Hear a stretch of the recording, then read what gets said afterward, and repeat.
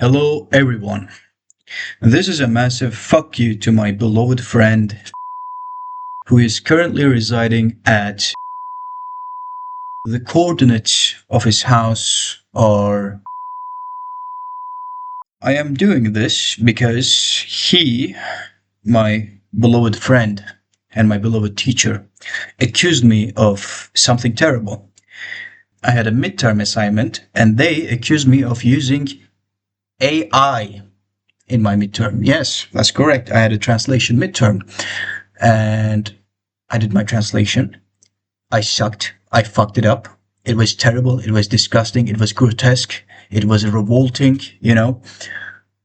However, they thought that I did use AI and copied the original translation. This wasn't the case. I did not do that. I never did that, matter of fact. I fucked it up. It was disgusting, but it was my fuck up, okay? I fucked it up. I did. It was my shit. They even took my. I don't even know what to call this. They even took my failure from me. They thought I copied from the original text or used GPT or I don't know Google Translate or something, DeepL or something. I didn't, and it was genuinely disgusting. But whatever. Now, usually I can just show my cock and balls to the entire class, to the entire campus, actually. I don't care about them, okay? I'm usually an apathetic guy. Well, every single one of them are just mindless piles of fleshes, nothing more, nothing less. But those two, my dear beloved friend, who was working with the teacher, helping the teacher, you just check the assignments that people did, and my beloved teacher, who I also care about, they did this, and it was sad. Like I said, I'm usually apathetic. I usually don't care. I can just shove my cock and balls and just move on because I don't care. No, I'm gonna die and stuff. But that just hurt me. Now, I didn't say this to him. I couldn't. But I genuinely didn't want to talk to him for a while. And I know the text was actually resembling the original translation, although there was really lots of human fuck ups that I did. It was terrible, but it was my fuck up, like I said. The thing is, it hurt me. It made me sad, angered, you know. So now I'm doing this video as a massive, big, gigantic fuck you to both of them, respectfully. Today, I am doing my final assignment. I am going to, well, here's the book, actually. We're going to talk about a play that was made in 1970 and translated in 1980. I'm not going to get into introductions. I'm not going to, just talk about, here's the introductions. We're going to do this. There's no intro. We're just going to dive right in because I also have no fucking idea what I'm dealing with right here. Let's just start immediately. Okay. So, the play is a Turkish play, The Ballad of Ali of Keshan, it is said. Now, my aim is to find some bad translations here, or not bad, just, do better stuff. Like, let's say there's a bad translation and I'm going to jump in, I'm going to say, this is kind of disgusting, I will say this instead of that. And we're going to do this. So, I have no idea about the play, obviously, so we're going to jump right in. Characters. Let's meet with the characters first. These names are grotesque as fuck, so please bear with me. Hidayat, the boy who sells the ballad. Sheriff Abla, I actually checked the characters before. The woman who takes care of the public toilet. Sigabat Nuri, a friend of Ali. This is a strange name, actually. Hafze, a vet nurse. Tamil, a friend of Ali. The letter writer. 5 times a day, a pious man. It's Okay, like I say, the names are kind of insane, batshit insane. Fat policeman. Why doesn't this guy get a name? It's just fat policeman. Zilha, Ali's girlfriend. Thin policeman. It reminds me of something, but okay. Rustem the Jackal, an enemy of Ali. Okay, what a weird name.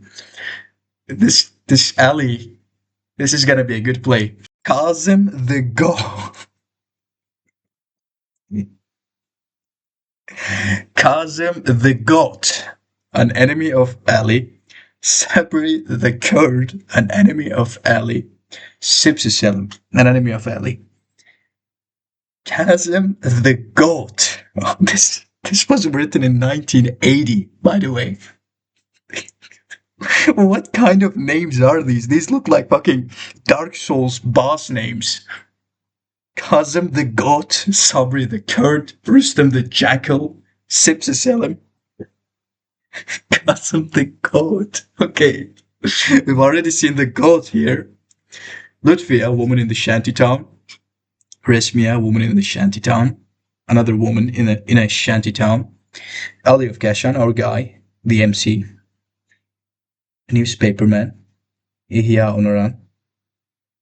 Socialite. Okay. The drunkard. The daughter. Chauffeur. Madame Olga, a private teacher. Professor, a psychiatrist. A socialite, another one. Old woman. Okay. Politician. Female gossip columnist. What a weird surname. A socialite. King of clog nails and hints. King of clog nails. A socialite lumber king. Okay, what is this, man? It's like I'm put into the JJK universe or something.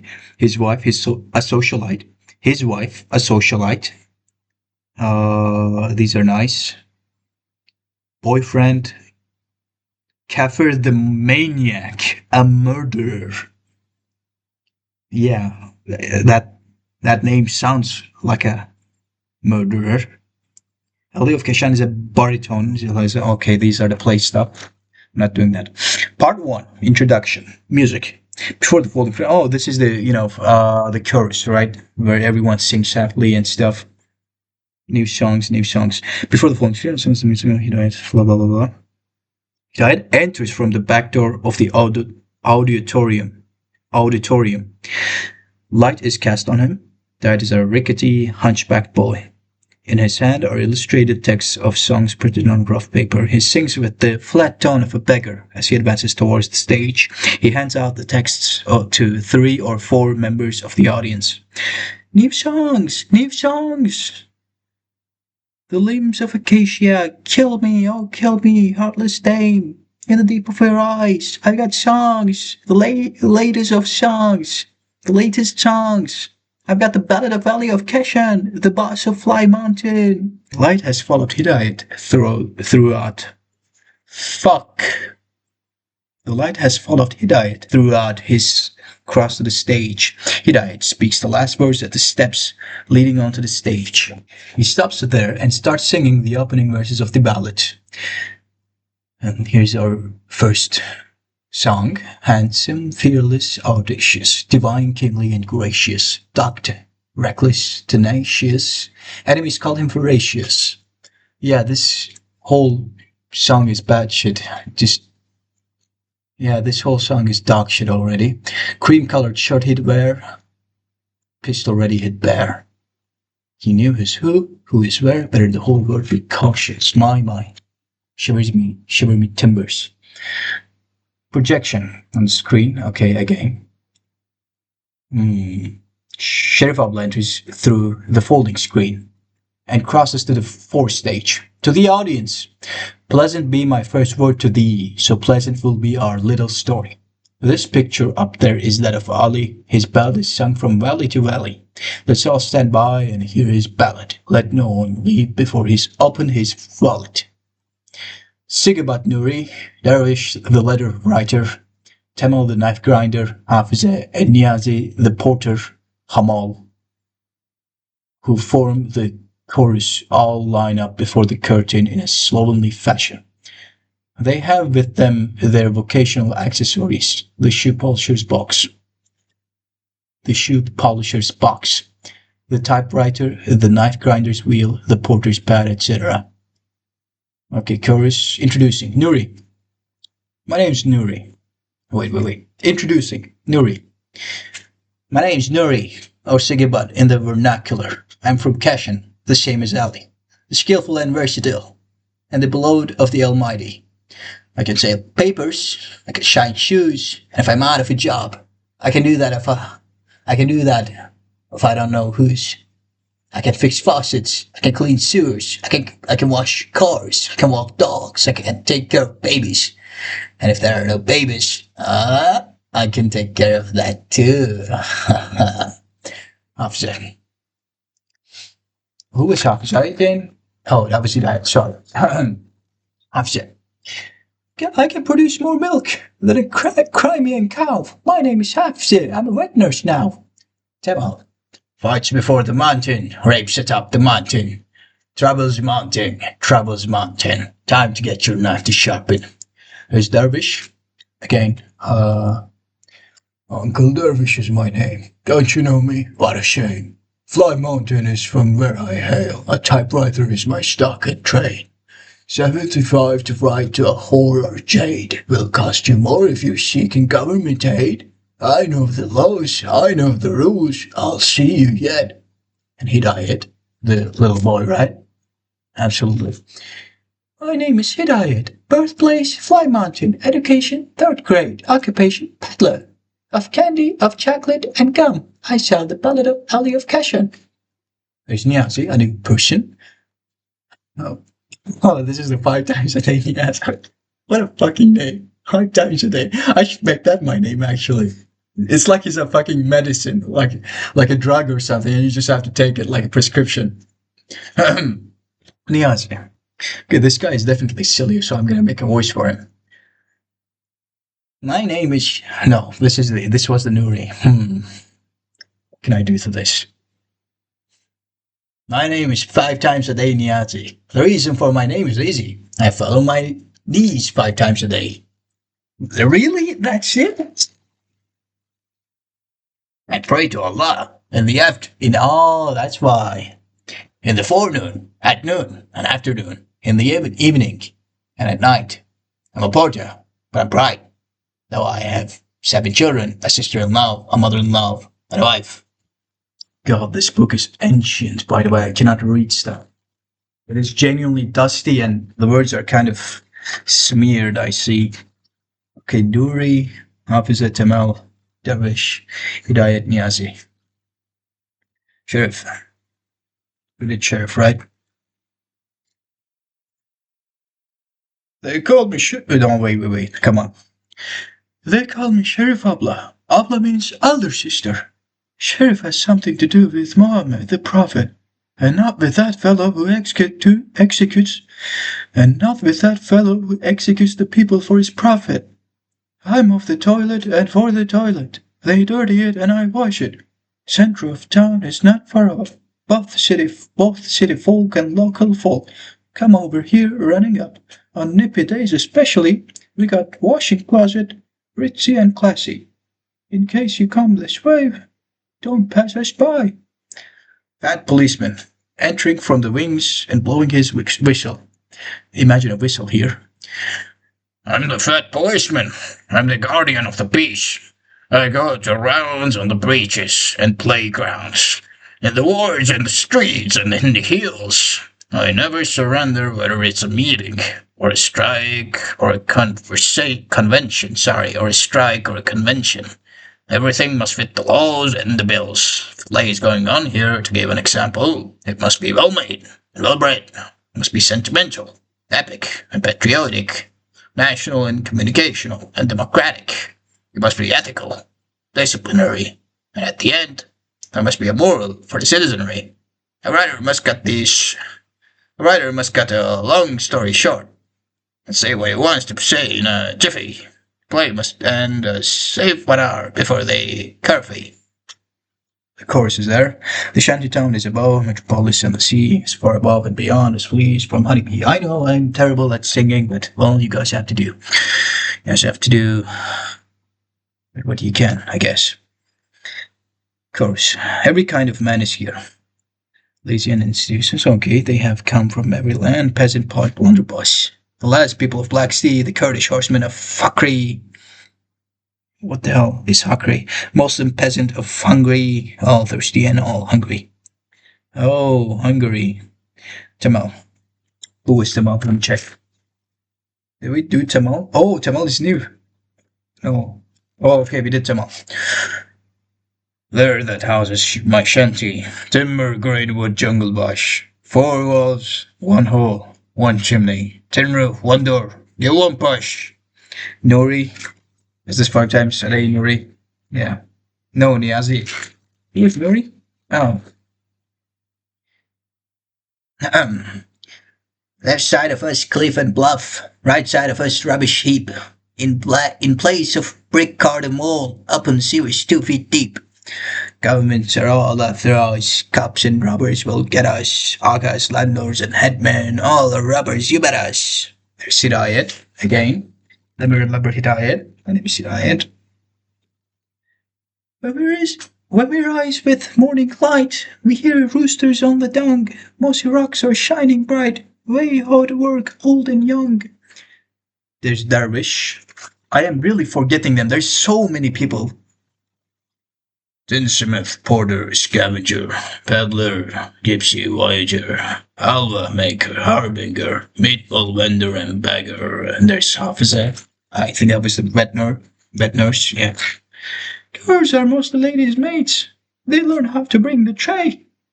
And some will go who knows where. A girl passes by, coquettishly, pulling up her stockings and putting on lipstick. Oh yes, they will go astray. 5 times a day in Yazoo, my favorite guy.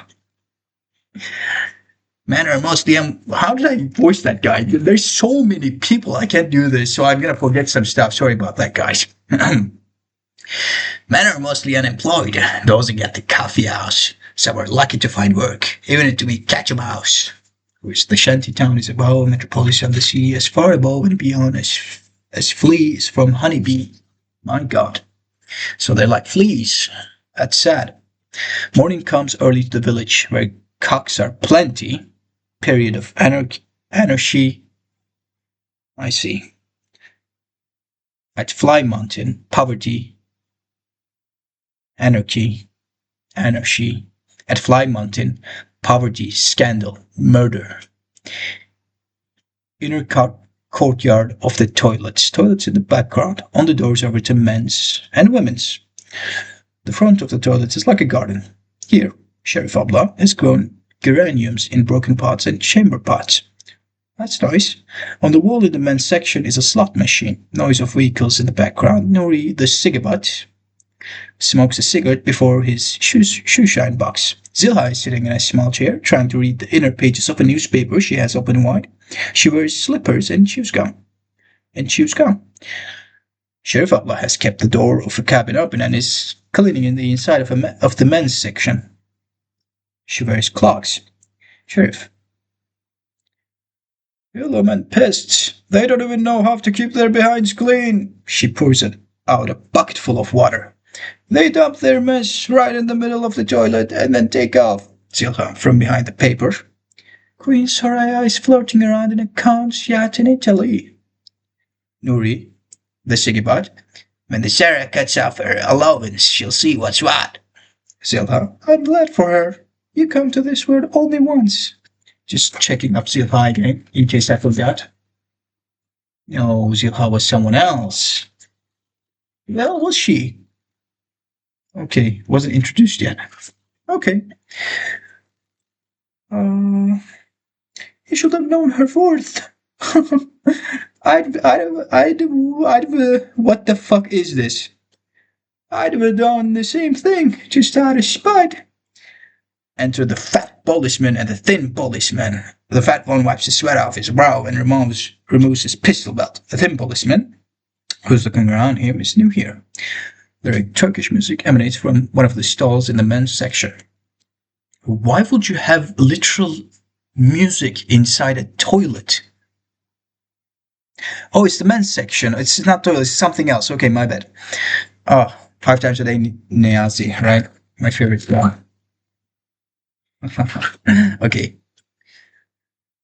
Hmm. My love's eyebrows are all black and clean. Sheriff, in the direction of the boys. Where do you think you are? A public bath where you can sing love songs? Nazi. As long as I'm paying for the toilet, I can do whatever I want. Sing love songs or family songs. I'll curse your whole family and your 7 ancestors if you don't stop your hollering and pull that chain. Singing stops. The sound of flushing.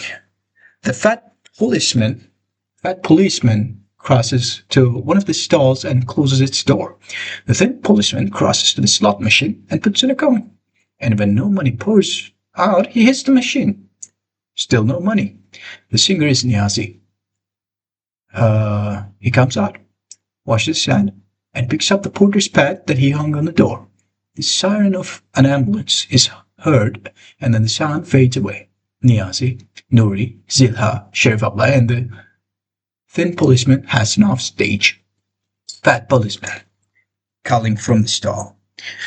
What is it, Rizza? What's going on out there? Thin policeman. I don't know, my brother.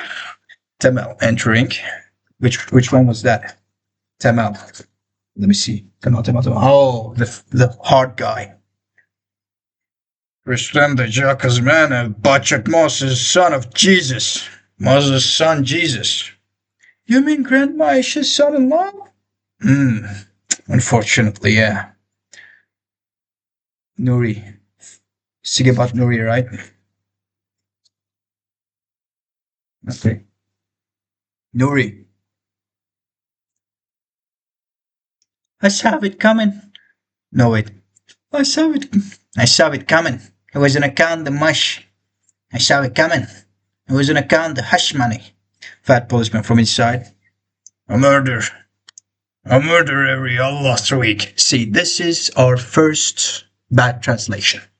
See, I will use domestication. Allah is in Turkey. Yes, we know that. But, for domestication, I would say every god fucking damn it. Like something like that. Wait.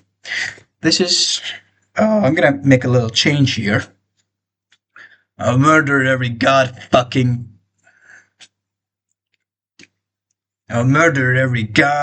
week would be much, much better, especially with this character.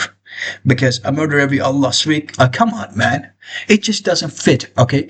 See, I'm a person, let's say the audience, doesn't know anything about the Turkish culture, right? Now, sure, we will slowly give the culture, but wouldn't domestication be much better? By the way, domestication is a translation style. It is basically like turning the entire target text. Okay, sorry, turning the entire source text into something that the source audience can understand with their culture, while also successfully, sending the message. It's beautiful. I always do it. So I would say, would make my first change here. Let me note this actually right here. Yeah. 9. That's it. I don't need anything else. Allah's week. Yeah. Okay, so see, I'm making my assignment. You can go fuck yourself. A murder every goddamn... wait. What will she... A murder every goddamn week. They'd kill us all if they had chains. They're all skunks. That's what they are. A herd of tramps. We can't check them off one by one. They should kill them wholesale. The end is near. One of the senators put in a bill. Don't you read the papers? They should tear down every shanty in the town, he says. They should tear down every shanty in the town, he says. They're cancer for the city. What are you plotting, you evil-mouthed bugbears? Look here, Sheriff Hanım. Again, I would say not Sheriff Hanım because it's a Turkish stuff. So we would use what here? Let me think. Look here, Miss Sheriff. Oh, I would say lady definitely, or either lady or miss, but miss goes very well here instead of on. Come on, like nobody knows what that word means. I don't want to include a shit ton of asterisks under the fucking page, every single page to let the audience know what's going on. No, they're going to get bored if you don't want that. So, look here, Miss Sheriff. We'll fall out if you talk like that. I'll turn you in for insulting an officer on duty. You call? Sorry. You call what you've been doing there duty? Nuri, Niazi, and Zilha laugh. The thin policeman becomes serious, coming out and washing his hands. I am an officer of the state. Just remember that. I won't care if your little chief or your big chief or your chief's chief came here. I won't care if your little chief or your big chief or your chief's chief came here. A cock is a big noise only in his own dung heap. This is a complex one. Okay. Sigibat Nuri, right? Nobody can intimidate Sheriff Abla. Again, not Abla. I won't use that, okay? I would say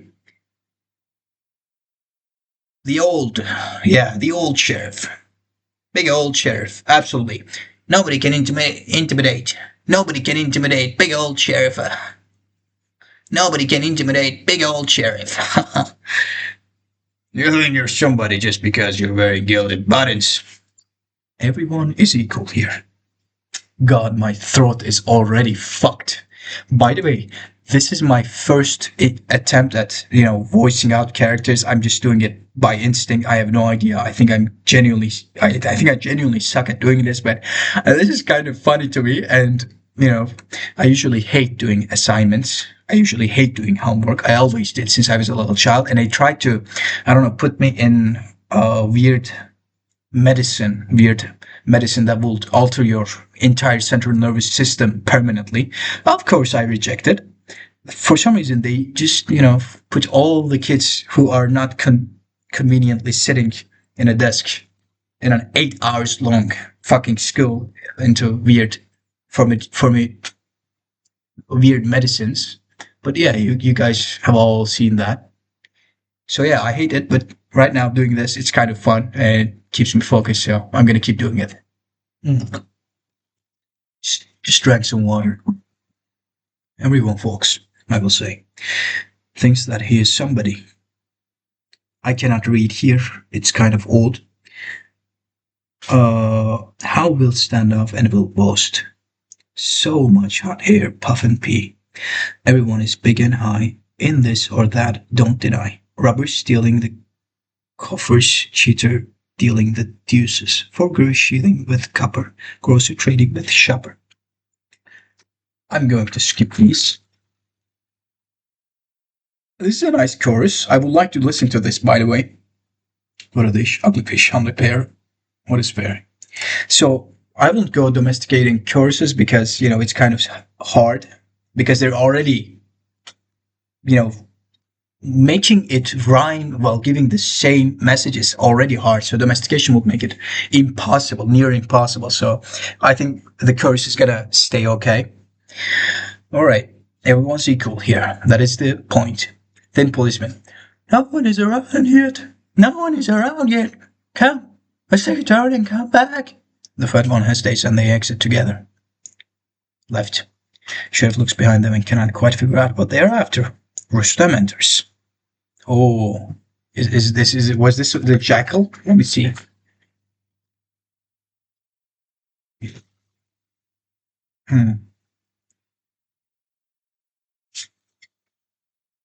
Let me see. Rustem the jackal. Yeah, absolutely. This is Rustem the jackal. Rustem enters. Fight right and washes his hands, spick and span with soap. Hidayat entering. All kinds of gum. Chocolate candy, mint candy, peppermint candy, American gum. Notices Rustem and keeps quiet. Oh, Niazi is here. 5 times a day, Niazi. This was it, alright. Yeah. Okay. What happened to Moses, the son of Jesus? Rustem, my brother. Rustem. I don't know. He fell on his own knife and got hurt, I heard. I don't know. He fell on his own knife and got hurt, I hear. He blows the soap foam in his hand. Shine these up, fella. He puts his foot on Nuri's shoe shine box. Nuri, let's think about Nuri. Pushes the shoes efficiently to the audience quietly. To the audience quietly, he says something. They call him Rustem the Jackal. He's the plague from the upper neighborhood. Enter Kazım the Goat. Okay, there is my man. Kazım the Goat. And Sabri the Kurd from the wings. They look sad. Why is his title just his race anyway? They look sad. Oh, why? Nuri to the audience softly. The one with the curly hair is Kazım the Goat. He is the pest of the marketplace. The one with the pockmarked face is Sabri the Kurd. He is the poison gas from the lower neighborhood. The three toughs swell with importance and twisting their mustaches, mustaches,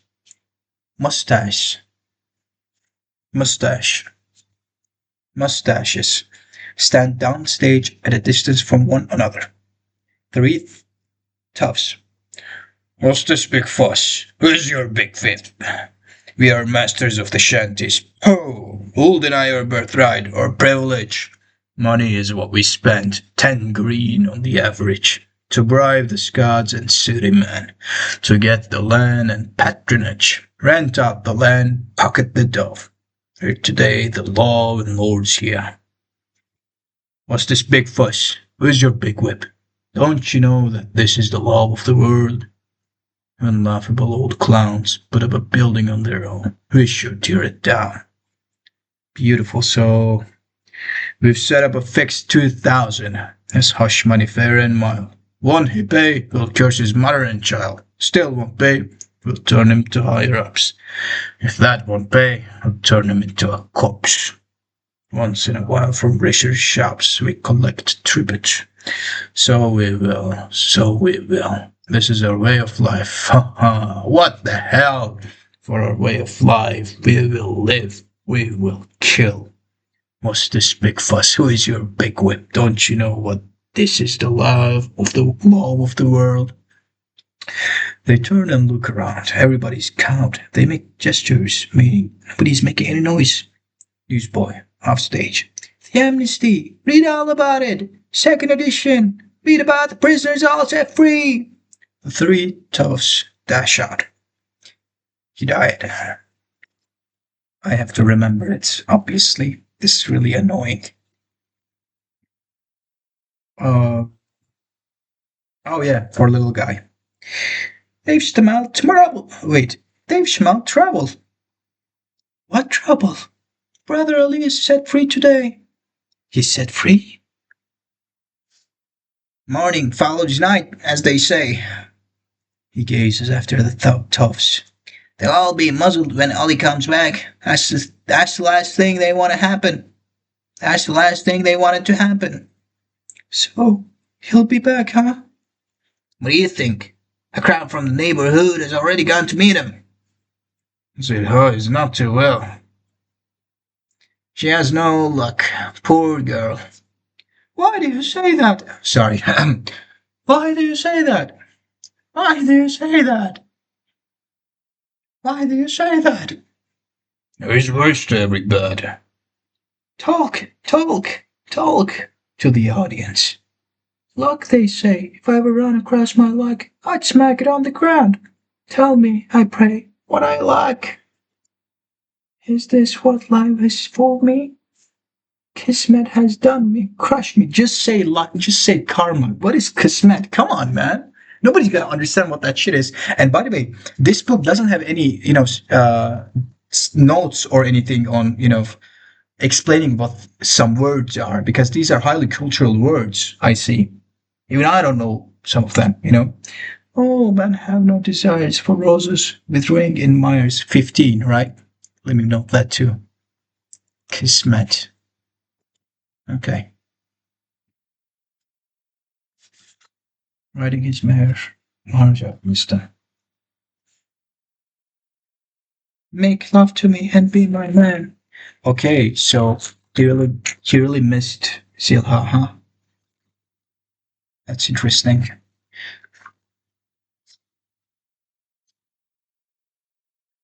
This shit is ancient, seriously. He will take me to his ivory tower up there. Is it easy, man? The Slayer is her lover. The Slain is her uncle. What's he talking about? A famous shantytown murder. 4 years ago. I wasn't here then. You haven't heard the name of Ali of Kashan? How's he? Shame on you, my brother. The whole country has heard the name of Ali. That Mehmet the Mod was a sticky son of a bitch, just like his name. He'd kill and butcher and be after everybody's wife. Ali could take it no more. No, there was an account, Silha. Don't you remember? Ali wanted the girl, but Mehmet, her uncle, won't give her away. May Allah forgive him. I heard it say that he even made passes at his own cousin. Again, I will say, may God forgive him. Or what? Yeah, may God forgive him. Again, domestication is important here, you know, because the audience won't understand these. It's gonna be a little bit weirdish. They have to feel like they're inside the play, you know. So 16, again, Allah. All right. That is interesting, by the way. Mehmet the Mud, I'm glad he died. What the fuck? Well, may God forgive him. I heard it say that he even made passes at his own cousin. That's incest. He was out for worse things than that. My Effendi, worse things than that. Again, what the hell is my Effendi, man? Come on. Good sir, you're gonna say good sir. Good sir is much better here. He was out for worse things than that. My good sir. Worse things than that. He was out for worse things than that, my good sir. Worse things than that. Sheriff. To cut it short, I met him and joined his Allah, that's all. Oh, I will use something beautiful here, by the way. Met Allah? No. To cut it short, Mehmet the Mont met his maker. That's all. How was he killed? I really can't remember it offhand. Shame on you, my brother. The whole world knows it by heart, even babies. All is a real Effendi. A gentleman, as they say. You're my elder brother, he says to the cousin of a pig. But here, take my advice. Stay clear of everyone or I'm going to smear my hands with blood. All says that? Niyazi, Nuri, Hidayat, and Tamal. Yeah, Ali! Nuri. But when the mud heard that, he laughed as a jackass. Say that again. But when the mud heard that, he laughed as a jackass would laugh upon seeing a fresh peanut. Tamal. So you're grown up now, and giving me the ultimatum, huh? You urinating offspring of a sorcering bitch, he says. He says that to Ali? Niyazi, Nuri, Hidayatma. Yeah, to Ali. Wait a minute. Go away, you cub, and play hop, skip, and jump, he says, and then tweaks him on the cheek. He does that to Ali? Yeah, to Ali. He was itching for his death. I told you. His stupid ass. I love this. Okay, this is a really good translation. Stupid ass. It's such a Niyazi word, you know? Niyazi will definitely say that. But Ali is a real gentleman. Or Ali. He won't even raise a finger. See what I mean? He just gives him 3 days of grace. And at the end of the third day? It didn't last that long. The night of the second day, the no good laid an ambush for Ali, as Ali was coming back from the coffee house. See what I mean? 3 men, 3 mean shots from behind. Bang, bang, bang. And that was the end of Ali. Shame on you, my brother. No bullet could ever hurt Ali. What do you mean? He was charmed. Charmed? Charmed, I say. His mother, Hasbabaji, was a holy woman. She passed out charms. She melted lead and poured it into cold water. Over the head of the sick. She knew just about every spell in the book. So when Ali was born, she prayed and puffed and delivered him from all evil spirits. From that day on, no bullet or bayonet can ever pierce his body. Pierce my soul. Wait a minute. So Mehmet the Mud pulls the trigger. And after the third shot, Ali turns around and says, "You had it coming to you, my brother. See what I mean?" He pulls out his small dagger and spikes the no good then and there. Oh, that is lawful, right? What I mean is, it was quite a man. What are you talking about, my brother? Should have seen him the day you handcuffed him. Hey, my brother, hey. Hey, my mother, hey. You remember? Sheriff Abla. You remember? Says to Sheriff, no, Sheriff Abla. Hey, I'll just say Miss Sheriff or something like that. You remember? Says to Sheriff. Sheriff, busy cleaning the place. She has not heard him. Modern toilets are too much for them. A bum perched on the seat with his filthy shoes again. That was a day to remember. Women were leaning out the windows, all weeping and crying. He was handcuffed, and had a policeman on each side. As he walked, could feel the earth shake under him. The great handsome Ali, son of a lion! Sipti Selim has entered and has been eavesdropping. Oh, we got a sneaky bastard here. Too bad his mother didn't live long enough to see his day of glory. It's a story they've been feeding you. It's all in their heads. It wasn't Ali who killed the mud. It was Kafir the maniac. Nuri. You don't say. Like, I'll be taking him, my brother. I'm jealous of Ali's glory. Go and get yourself some medication. It's written in the history books. It's all in the ballad. That's what you think. If only you hadn't shot him. Well, you got 9 years. Nuri gets up and pushes Sipsi. The fat postman is annoyed because he has to have his shoe polishing interrupted. Go to hell, you cheating, lying mackerel. You had one drink too many. You looking for trouble? I'll make you good and sorry. Take it easy. You pick up pizza. You take it easy, you hunk of dunk. Throwing his knife. Things are getting serious now. Come and dare me if you can. With my knife drawn out. What would you be doing with your knife drawn out? Nothing, my brother. I'd be peeling potatoes, I was gonna say. No letters last like you's going to sell my brother Ali's honor. Pushes Nuri and pitching Sipsi up by the scruff of the neck, throws him off stage. You break it up, and you go your own way. Break it up, and you go your own way. It's actually good. Yeah, I can tolerate that. Sipsi, as he exits. All the Modsmen have taken an oath, and they're going to dive 1,000 bullets into him the moment he comes out of jail.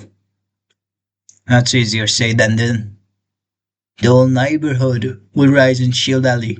They won't be able to touch a hair on him. What are you talking about?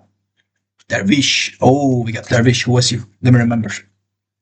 I think he was Uncle Darvish. Oh, Uncle Darvish. You've been sleeping, all of you. The prisoners are out of jail. The whole nation is bringing Ali Aga home. Ali Aga, come on, man.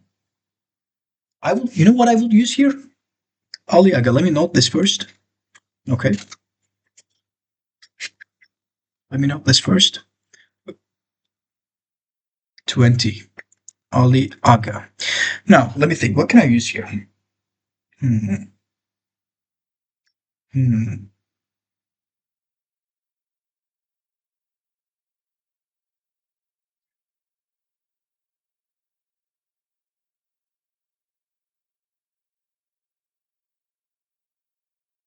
Big boss.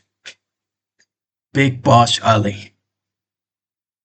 I will use Big Boss Ali because Aga, they're gonna be like, what the fuck is an Aga? Is it his surname? No, it's not his surname. There was no surnames back then. So it's gonna have to be different, right? Ali Aga. What the hell is that?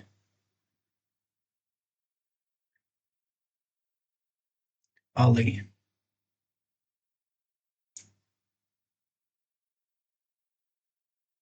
Ali father.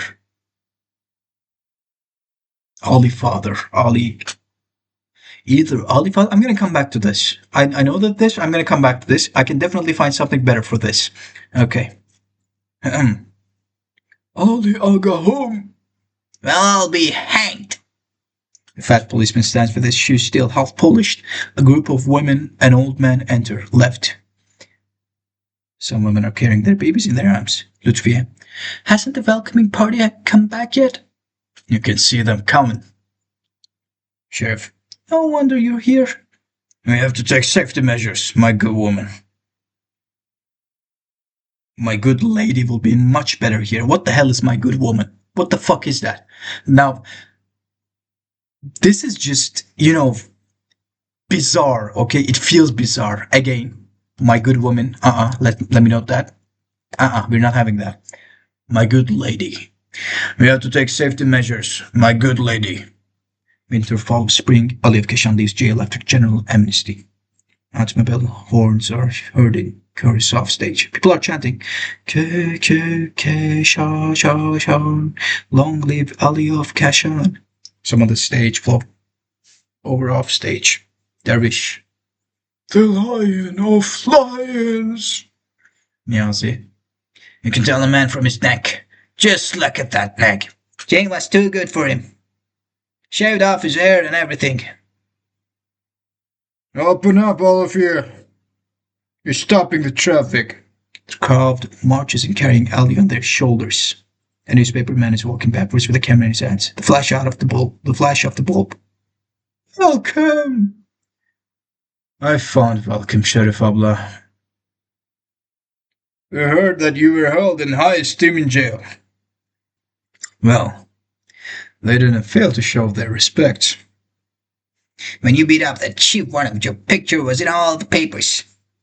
When you beat up that chief warden, your picture was all in the papers. Was in all the papers. The nation is proud of you. How have you all been? May Allah give you long life, son. Again, please. We've talked about this. I'm not going to go over this. You saved us from Mehmet, but after you left, lots of smallpox began to spring up. Let him breathe a while. Let him breathe a while. Every day of the week is a piece of hell for us. Won't be anymore. The police said it too. They're going to tear down all our houses. No, they won't. What about the greedy Agas? They say they're going to double the hush money. I would say greedy thugs. Thugs will be better here. No, they won't. MS Gang says that they've got the water hot and ready to wash your dead body. They're gonna kill you one of these days. No, they won't. Break it up. Tell them to break it up. They're stopping the traffic. There's a law against demonstration. Scram or I'm going to take you all in. Haven't you heard me? Break it up. Policemen push the crowds and try to disperse them. People pretend to break up and then gather elsewhere. To the fat policeman, says the thin policeman, let's be easy on them. May God give you no more troubles. Thank you. Will you tell them to break it up? They'll listen to you. We don't want to hurt anybody. Ali to the crowd. You have taken the trouble to come all the way here for me. I kiss the hands of the elders and the eyes of the little ones. I extend my heartfelt pleasure to my taxi-driving friends who've left their businesses to show up for me today. Scram! Scram, all of you! Just tell us to die and we'll die for you! The crowd breaks up immediately. Only Ali, Nuri, Dervish, Temel, Niazi, and Hafsa remain on the stage. Niyazi to Dervish. Did you bring up the subject of Batman? Uncle Dervish hinted at it on one of his visits. You had any behind the scenes politicking? Leave the party machine to us. Did you probe into the status of the situation? Half of us screened the upper neighborhood, and Hidayat has pulled the lower neighborhood. The lower neighborhood looks safe. Don't let the marketplace area run you scared. Free enterprise is on your side. And you've got the woman's vote. Zilha, too? Never mind about Zilha now. Don't tell me she's gone from here. No, she's here all right. Works in Sheriff Blast toilets. Why hasn't she showed up then? She's not been feeling well lately. Or does she still hold a grudge against me? You killed her uncle. You don't expect her to come up and cuddle you for it, do you? Don't pay attention to her. Forget about it. Cousin the God. I will always laugh when I see this fucking name. Cousin the God is running for headman. Sabri the Kurd and Rustam the Jackal are also candidates. All the better. There'll be a split of votes. Spit or split? Spit or split? I'm afraid. Spit or split? I'm afraid of the upper neighborhood. They say. Sipsi has entered, and he's all ears. Those from the Sivas province are all for the Rustem the Jackal. Zilha, too? She's from Sivas too, isn't she? Only for that? They don't answer. So that's it, huh? Forget about her now! They say the laborers of the upper neighborhood have promised to back Qasim the Goat. From now on, we must speed up the propaganda.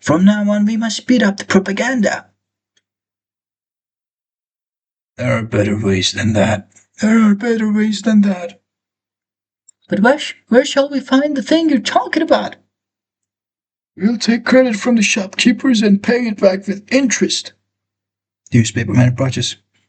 Hey, have you already started talking about election strategy? LD to those around him.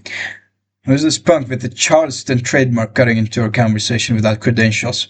Just one moment, please. Shut up, you pump. We're still talking. I was just going to ask you. Don't sir me. Sir is your father. Let me kiss your foot, my brother. The gentleman is a newspaperman. We have to be good. We have to be on good terms with them, especially before elections. In what fight did you get your foot crippled?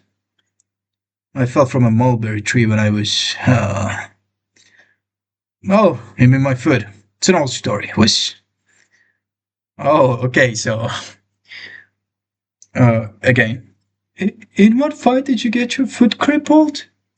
Oh, I fell from a mulberry tree when I was, Oh, you mean my foot? It's an old story. It was quite a fight. You said he was charmed. When his mother cast her charm, she held him up that hill, so that's one spot where a bullet can hurt him, you blockhead. Oh, you're here again, huh, you big mouth.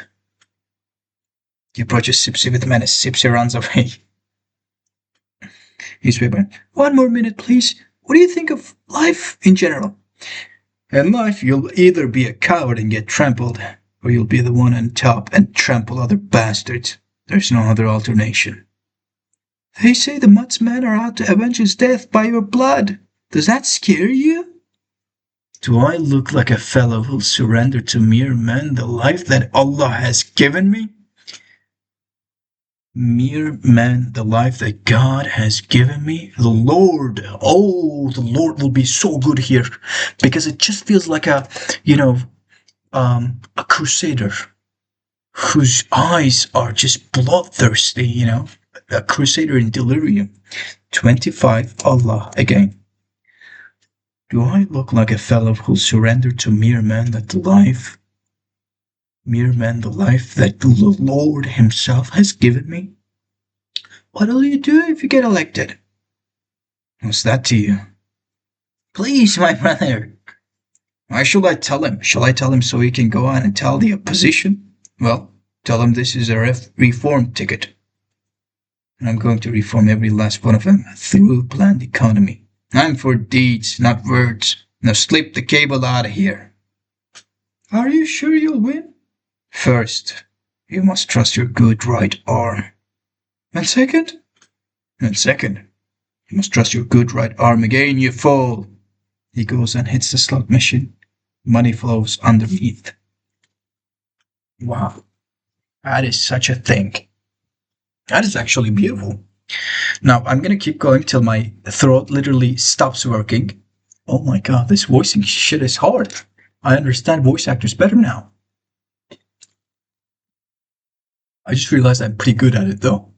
Probably gonna regret saying this after I listen to the fucking audio recording, but still. 3. Subtle campaign strategy in both camps. Let's see what the picture will be. The Skurat, the Shanti town. So he's like a martyr, right? He's like a divine character here. Everyone is worshipping him. Place looks festive with ornaments. Nuri standing on chair.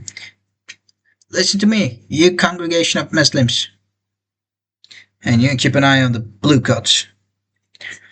You think you're Sheikhul Islam on the pulpit? Sheikhul Islam on the pulpit? Propaganda is against the law today. Keep quiet. You'll make me forget what I memorized. Today's election day. Election day for headman. Who are you going to vote for? What's it to you? We'll vote for whoever we choose. None of your pressure on us.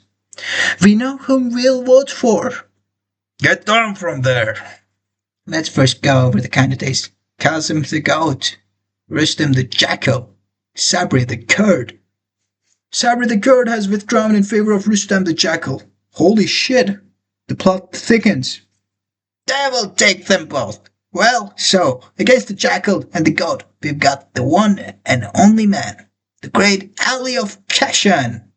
He pantomimes, clapping his hands to encourage applause. Long live Ali of Kashan. Boo! Listen to me, my friends, listen. This fellow called Kazim the God is a draft dodger. What is more, he can't even read or write. Has ever seen an illiterate headman? He'll use his thumb for signature and his finger for initials. He'll have the seal too. As for Rustem the Jackal, he's a drunken son of a bitch. What is more, he'll take bribes. May you pay for it in hell. Bringing in the thin policeman. You stand here, my brother, and let him see you. He's verbally insulting the candidates. He's making propaganda. You'll catch him red-handed. Nuri seeing a trend. As I was seeing, I'd never say that Kazim the God is a trap dodger, or that he's illiterate, or that Rustem the Jackal is a drunkard, or that he'll take bribes. I'd never talk in that fashion. Besides, propaganda is forbidden today. Don't ever break the law, my friends. I like whoever your conscience tells you. We're all brothers. A friend, the policeman, is a brother too. Isn't that so, my brother? I'm addressing your national pride and your public spirit. Look, my eyes are filled with tears. My voice is shaking. Come on, let's sing your national anthem. Long live our candidates. Long live our great public. Why don't you listen to the end of something before going on and agitating other people? He leaves. He's scared and wiping the sweat off his forehead. Oh my god, I never thought it was so hard to be a politician. You said it. Cussing the other candidates. You didn't find enough time to praise Ali. You dolt. Never mind. It comes the same thing. Talk about Ali a while. Praise him. What's the situation? We had the almighty Lyra do some talking in the lower neighborhood. We had the almighty... What would I say here? Lira. A lot of people don't know what a lira is. Lira is the currency of Turkey, by the way, but we're going to use something else here. Actually, give me some time. Let me get my glasses. My eyes are going back to the same, man. This voicing shit is kind of on, you know. It's been an hour, by the way. I'm going good. Hmm. Money. What is the street terms for money?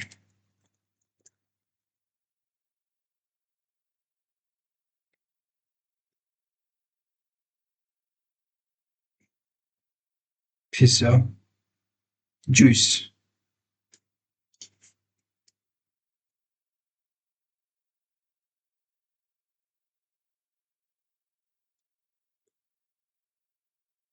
Old slang. That's what we're searching for. Old slang, money terms instead of lira. Tanne. Joy. Dollar. Shillings. Yeah, shillings can be used. Quid. Tanne. Pony.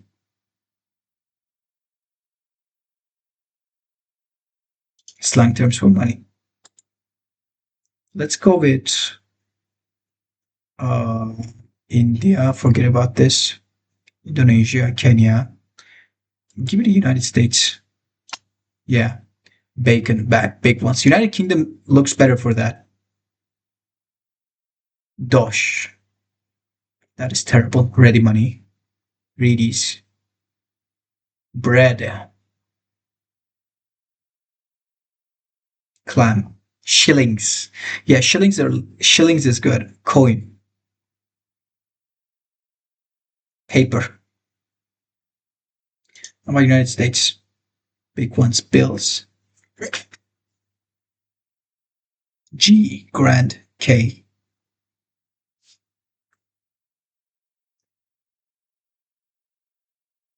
Paper.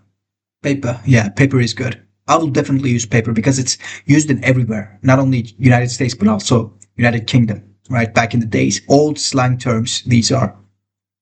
Oh, beautiful. Paper. The green paper. I would say green paper. Okay.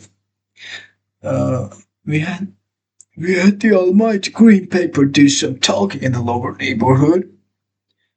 And we entered just about everybody's name twice on the voting list in the upper neighborhood. Oh no, now Cosm the God will get two votes from everybody. Exactly. Can't you see what you've done? Why don't you work your upper neighborhood 5 times a day? When they find out about the matter, they'll think that the goat did it to better his own chances. Or all what's cast in the upper neighborhood will be thrown out. You're fit to be a prime minister, my friend. No, it was Brother Ali's strategy. He didn't spend all those years in jail for nothing. We want Uncle Dervish. We want Uncle Dervish. what I can say about what can I say about Ali's? What can I say about Ali? History has spoken about Ali. We have his ballad, and we know it by heart. May God keep him safe. May God keep him safe. Tell me, when can we have such another? Never. Tell me, who saved us from the serpent named Mehmet? Was it the goat, or the jackal, or was it Ali of Keshan? Ali of Keshan. What mortal ever had the honor of a sentence of 9 years in jail since Fly Mountain became Fly Mountain? No one.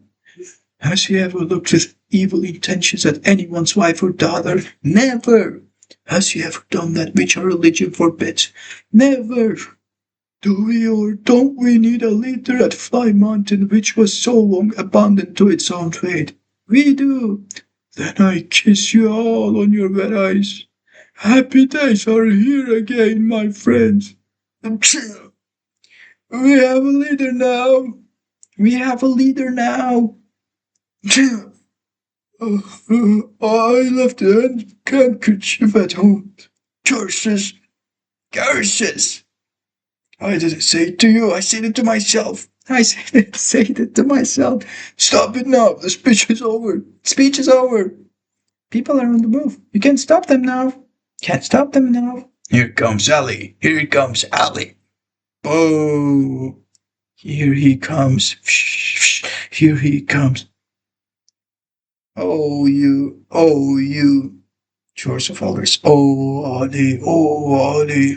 side to side like the sheep beggars. Oh Hassan, oh Hussein, oh Hassan, oh Hussein. Shut up, all of you. Feeling is a sheet, right, and locks all up. We want, we want Ollie. We want Ollie. They're, making some nice advertisement for a politician here. What the hell? Why is this upside down? What the hell happened here? You've been touched. We've been. Okay. Dear people of Fly Mountain, hurrah! Honorable voters, I've been touched. You've been touched. We've been touched. My trusted citizens, bring him out. We want a touchdown. We want a touchdown. Apple polishers. Apple polishers. Boom, boom, boom, boom, boom, boom. Quiet! Sudden quiet.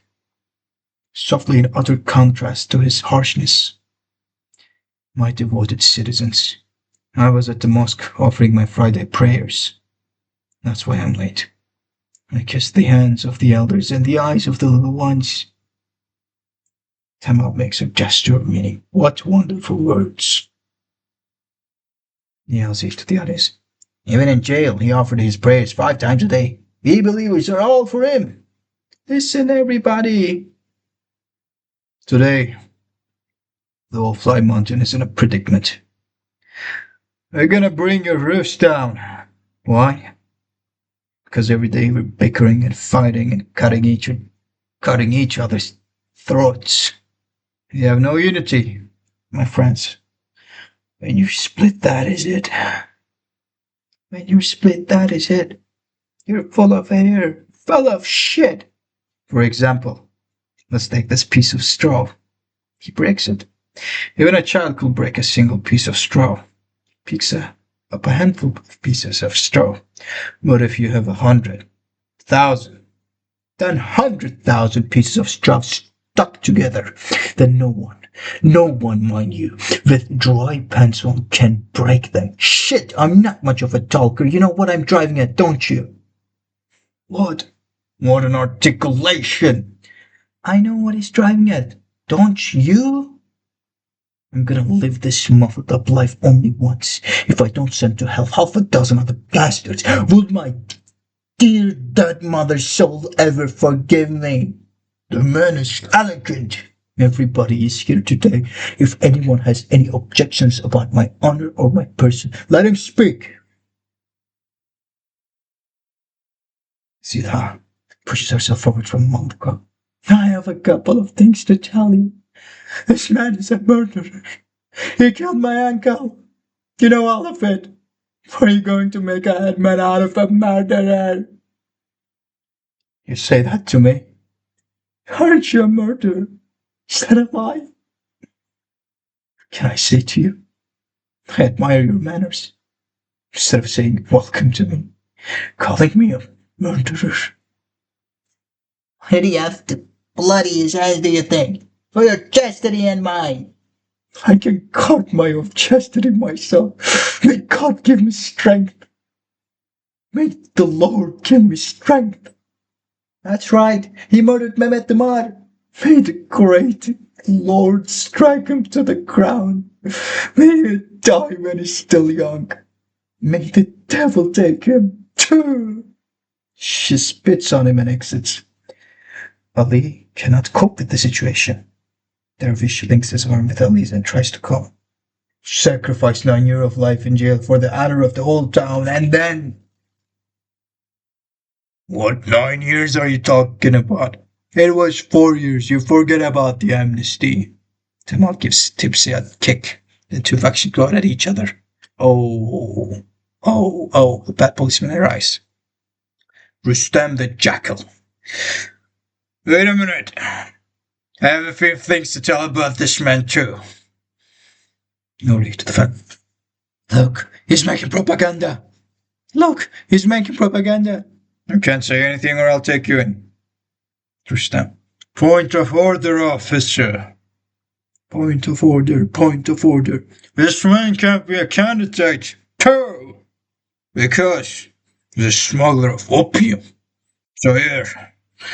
So there. Right from the crowd, excitement, surprise. Oh, A search, Sipsy nods his approval. Under his seat will clear my points.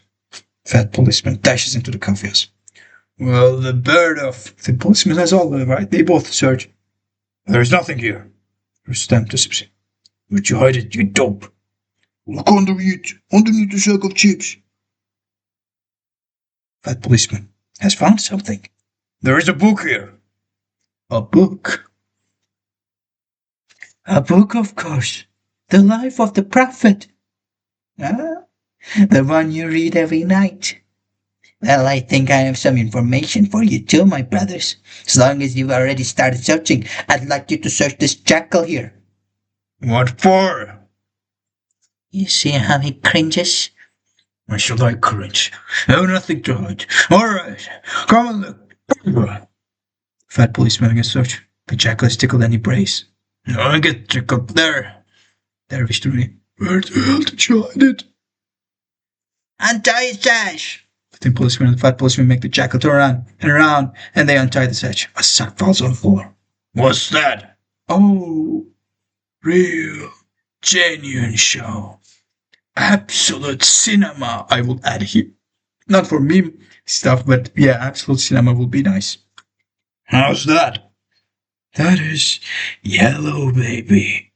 I don't get it. Crossing the fat policeman. What he means is smoke, holy smoke, opium. That's a lie. Somebody pick up the opium you later on and stuck it down your sash. You see, he admitted it. Caught by his own mouth. You rascal, you. We'll get going now. We'll talk about it at the station. They all exit. The jackal still objected and Sips is sorry for what he has done.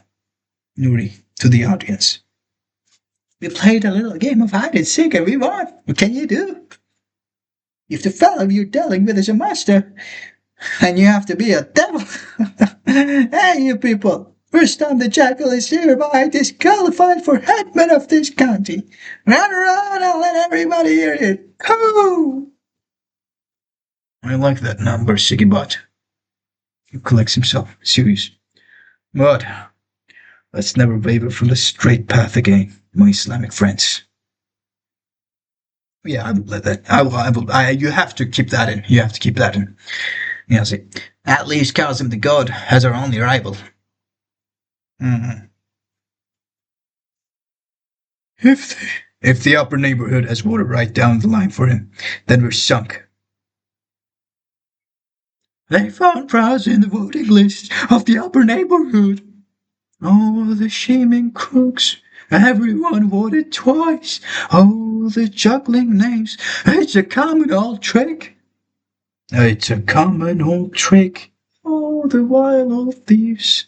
Kazim enters running, all red in the face. The upper neighborhood water right down the line for me. Why swear is such a fraud? I swear it's a trap. A trap, I say. You take it to the election committee. I'll take it to the election committee. Oh, what a pity, pity, pity, pity. Ali, Sean, Keshan, Ali. And there it is. They've successfully done it. Luck has given us a big chief. He'll deliver us from our grief. You got chief and closed down shop. Here, take a tan and fly and jump. We got our chief. What delight. No need to think and grow a hump. Chief is here, he'll turn our luck. Beautiful. Then this is the chorus. And part 4. Interesting.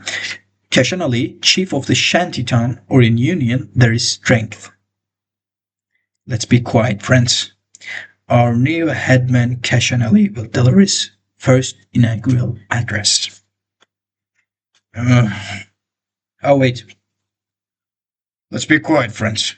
Our new headman, Keshan Ali, will deliver his first inaugural address. I didn't even write it. He wrote it last night with the help from Uncle Dervish, the public letter writer. I don't know he was that eager. Quiet, everybody. We've got democracy here. We've got democracy here, haven't we? Can I express my opinions? Shut your big mouth. Stop dawdling. Democracy was the campaign period. If I wanted, I won't consult you at all. I do what I pleased. I counted you as human and decided to read it to you. Read it, son. Read it. Don't mind them. Starts to read the draft that he wrote on a roll of toilet paper. Article 1. A regime of peace and order has been established at Fly Mountain. Anyone who acts contrary and tries to disturb that peace will be made good and sorry, and his 7 generations before him will be damned and cursed. His house will be made one with the ground with the argument that the building is in dangerous condition, and all his estate, real or unreal, will be confiscated. Good. Wonderful. You say there will be an end to bullying. Well, you can't have everything. I've appointed Mr. 30% Tamil as my financial advisor and the letter writer Dervish as my legal advisor. Congratulations! Congratulated! In all games played in all coffee houses, I shall have my cut. If anyone fails to pay up, I'll make him wear the cost of a porcupine. I want no killjoy around here. Oh, he gets paid now. My. Wow. You said there will be no more such things. Tamal takes a body of Rocky and puts it before drunken Rashi. Well, you can't have everything. I've set up in my coffee house an organization of servants and taxi starters. From now on, no one will make business deal with the city without first consulting my office. Wishing to go for washing, house cleaning, wet nurse, or labor in the tobacco company must register with Hafiza right now. He's filling all the jobs with his relatives. Tamal placed a bottle of Rocky before the second citizen. Well, you can't have everything. He's getting corrupted here, is he? The first month's salaries of the servants registered here will go to me, that is, the aid fund. In return, all their legal rights and privileges will be guarded by Dervish the letter writer. We'll get them good salaries, conditions, and in case of matrons, who are pretty well off, compensation, retirement benefits. The man has thought of everything. 5. The taxi starters will be appointed by me and myself. And any self-appointed starters will be sent to the mummy house. There's a lot of money in this business. Whoever pays my cut gets the job. Tribute is dead. Long live Tribute. Nothing has changed. Well, you can't have everything. In the old days, 3 men collected the tribute. Now it's centralized in one hand. In the old days, it was tribute of the Bashi Bazuk variety. Now it is organized. He makes a gesture, meaning they have no brains. 6. I'll pay for the bench and board of anyone coming from his native city. But after they are placed in jobs, their first salaries will go to me. That is, the aid fund. There will be no getting around it. You said it. Of course, independently. You're right. It's your birthright. Enter Yana. He walks to the accompaniment of music. I'm like a cat. I always follow my forefeet. My name is Iya Onoran. The man who built the Great Dam. Oh wait, Iya is a man here, right? Let me remember. Yeah. What?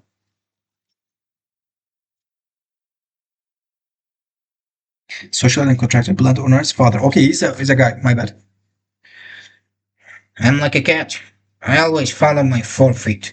My name is Ihya Onoran. The man who built the Great Dome. Yes, ma'am. I need 200 more laborers. Since you set up an organization here, I have to go from coffee house to coffee house looking for men you're fit. You said it. Independently. You're right. It's your birthright. Yazi, you take the gentleman to my office. I'll be right over. Yazi takes him to the coffee house. Is he of Alia's brought us good luck? Let me check this. Okay. No sooner than he started work, 200 hungry folk began to smile again. True. He's brought us good luck. Unity has begun to pay off. When you split that is it. There will be no interference with any and all tradesmen and artisans and street hawkers. That is to say, we're for free enterprise. No one will force any tribute on them. Bravo! Long life! Except myself. Now, that is nice. Well, you can't have everything. But even here, justice and fairness will be our motto. Tributes will be determined according to each man's financial portrait. What kind of program is this? Well, friends, you've heard it all. I trust that you'll help me make this program a reality. To the outside, we have to look like a homogeneous bunch. So I will not appeal to the popular vote. All those who give unqualified support to this program raise their right hands. Almost everyone raises his hand, except a few in the background. Maybe you didn't hear me very well. Bang! He fires a shot into the air. All those who say aye. Everybody raises his hand. Those who say nay. He fires a shot. Nobody raises his hand. Unanimously approved. Thank you very much, my friends. The screen falls to the note, end of scene. Nuri brings drink in Rasi before the screen. Rasi feels embarrassed when he sees the audience. Friends, our partner is going to sing you a song now.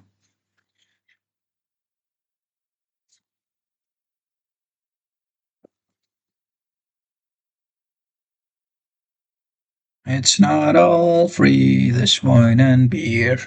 Drunken Rasi, they all call me. I'm the very... Oh, okay, this is Drunken Rasi. Drunken Rasi, they all call me. I'm the very spit of father. Having a fling for politics. That means I can't go further. We all have our likes and dislikes. When we're little, we're all for bugs. When we grow up, we're all for takes. Baby bursars, our boobs are fake. We itch for fame, for fur, for vice. Come on, have a drink, forget the price. Let's drink to Ali, eat and drink and love all beauty. If you're in your right man, that is. Yeah, I don't want to drink right now. They sit and talk, cause and smoke. They dream and hope, lepers den. And suffer's heart with trousers torn. They dream of harem keepers den. Some wish they'd rather not be born than work with dollar heapers men. Sure it was not in a mill that I got all this white bird. So hear me when I say this, dear Will, that it's not all free, just wine and beer. If they get us all gently stewed, I won't then know if they were sat or stewed. I'll now take my leave and green hatch. I'll make the runs in navy bars. I'll now go and find a street cat, if all the cats are not behind bars. Street cats, we know what it is. We all know what it is. Chapter 5. Ali's in a predicament. Love on one side and duty on the other. Oh, yeah, that's the thing. The wreck of a wall. Stage hands enter and place an apple tree and a pear tree on the stage. It is night. Frogs croak in the distance. Zilha has climbed the wall and has been eating an apple. Ali enters from the wings. He looks timid. Having noticed Zilha, he is afraid approaching her. Coughs to show that he is around. He then tries whistling. Zilha has noticed him, but she does not pay any attention. Ali lights a cigarette and throws the match in Zilha's direction. She turns the other way. Ali walks by. Well, what are you lolling about for? I just couldn't sleep, that's all. Fall a call. Hold on! A cat meow. Stops angrily, crosses downstage to the audience. My insides are burning. I'll open my heart to Zilha. Sentimental words will be spoken here, you bastard. What's all this hush about? I'm getting more tongue-tied. Where are the summer insects? Where are the nightingales? Let's have some sweet sounds there, or I'll skin your hide. Nightingale sings to the orchestra. And you there, play that pipe for me. Real romantic. And you, give me some blue light, you barfly. For real moonshine. That's it. Zila bends to pick up the kitten that was meowing and strokes the back. Kitty, kitty, puss, puss, puss, come to me, my child. Ali, with a too emotional voice. I haven't had a wink of sleep since I came back. Success has gone to your head, that's why. Zila, don't talk to me that way. Ali plays with the knife in his hand and then cuts his nails with it. He plunges it into the tree once in a while and then removes it. Silha throws down the core of the apple and then stretches to pick another apple. Silha, girl, do you remember our apple tree and the pear tree? We used to come and sit in their shade when we were very little. Remember? The apple was yours and the pear mine. Silha, quite emotional. Thistles have grown between them now. Let me be your sheep to be butchered. Only don't talk to me that way. Let me be your sheep to be butchered. Yeah, this is disgusting. We gotta change this immediately. Where's my notes? Oh, my nose is getting fucked up. Okay, so 42 is gonna be changed drastically. So this is like an old saying, but we're gonna use the other stuff. Please, stab me, open my get my rib cage open. No. Carve my chest, stab me, kill me, murder me, but don't talk to me that way. It isn't a lie, I'm telling you. If thistles have grown, then clean them up. Eating her apple. I didn't plant them. You cleaned them up. Come, let's clean them up together. No. I have something to tell you. Girl, cut it short then. Don't make a detour. Hagman Effendi. Again, terrible. Everything and Effendi. Don't cut it short then. Don't make a detour.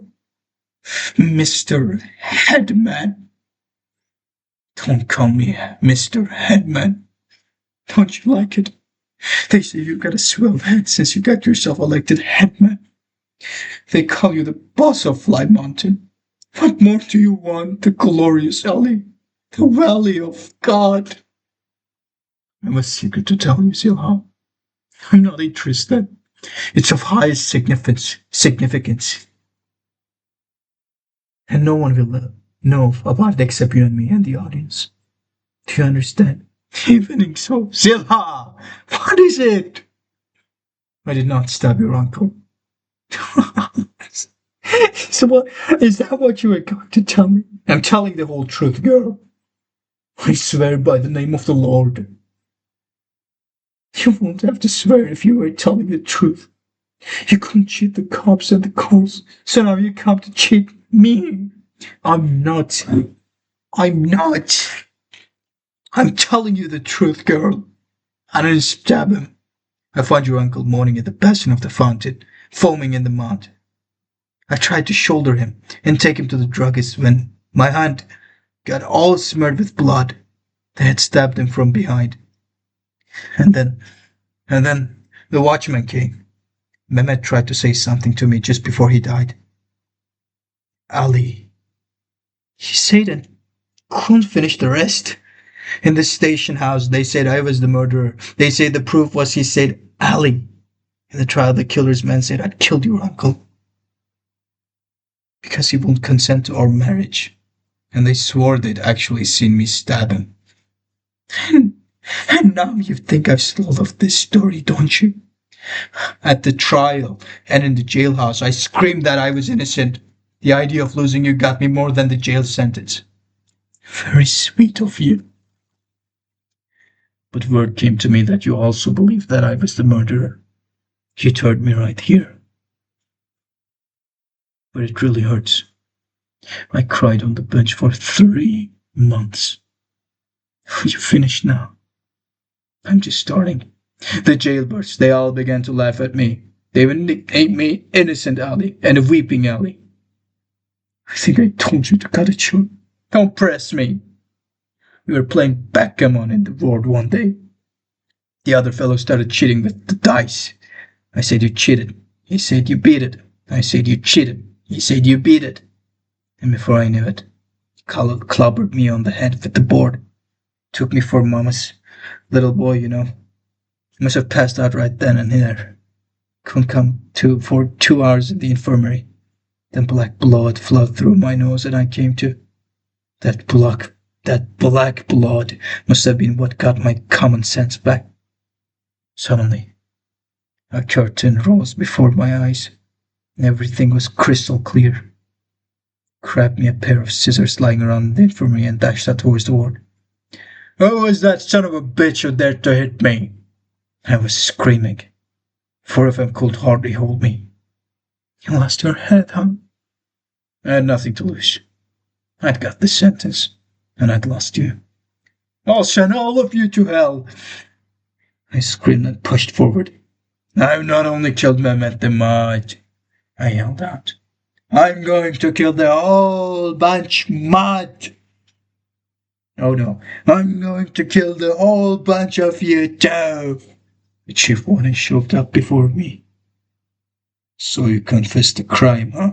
He said. So I confessed the crime, you goddamn so-and-so, I said. What the hell? Did I gain anything by denying? I said. Before I could say anything more, the son of a bitch tried to hit me. I grabbed a chair and broke it on his head. And that's how the story started about my beating the chief warden. The next day, all the tough birds around were opening the way for me and licking my shoes and kowtowing and stroking my back. They brought before me the one who'd hit me and made him kiss my head. His name was 7 Curses of Allah. Oh yeah, we are definitely changing this. 45. Allah again. I will definitely put a beautiful domestication here. His name was the 7 Deadly Sins. But he said, Bless you, my brother, and handed me his title as Chief of the Toughs. In short, I was in high esteem suddenly. May God keep it that way. It's your right, isn't it? Newsmen come to the jailhouse every now and then for interviews. How did you kill the Mud? They used to ask me. I gave him 3 days to think about, I say to them. And then he lays an ambush for me and I made a shish kebab out of him. That is it. That is, you told them exactly how you killed him. Don't make me lose my head, girl. Again, terrible. What the hell is this? Lose my head. We can use something better. Let me think. Let me think.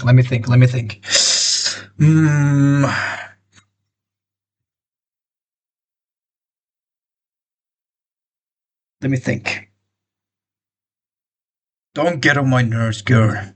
What I want to say is, when you're an honest man and behave like a human being in this world, you're the laughing stock of everyone. When you're a bully and a killer, you're respected and held in high esteem. The legend about me started out from this lie. That's all I wanted to tell you. The real lie is what you've been telling me, she walks coquettishly. All you deal with is false mustache and stacked bird. I'll swear it. I'll swear by the book. If so, why don't you come out in the open and holler it before everybody? The arrow has sped from the bow. Am I a man or a mouse? Will anyone calling himself a man lick what he has spat? Say hello to the audience. Do you hear what he says? Will anyone who calls himself a man try to get credit for a murder which is somebody else's doing? Ali, with the innocence of a child. What happened? Happened, girl. Curse of being a man. We weep and yell, suffer and moan. Being a man, we all groan. Being a man, we cuss and fuss. Being a man, we brag and bust. Being a man, we hit and shoot. Being a man, we fall and fall. We will and quick shoot off our mouth. But what do we do after the shot? Words are not messages to send off and call back when Bing, make us all hot.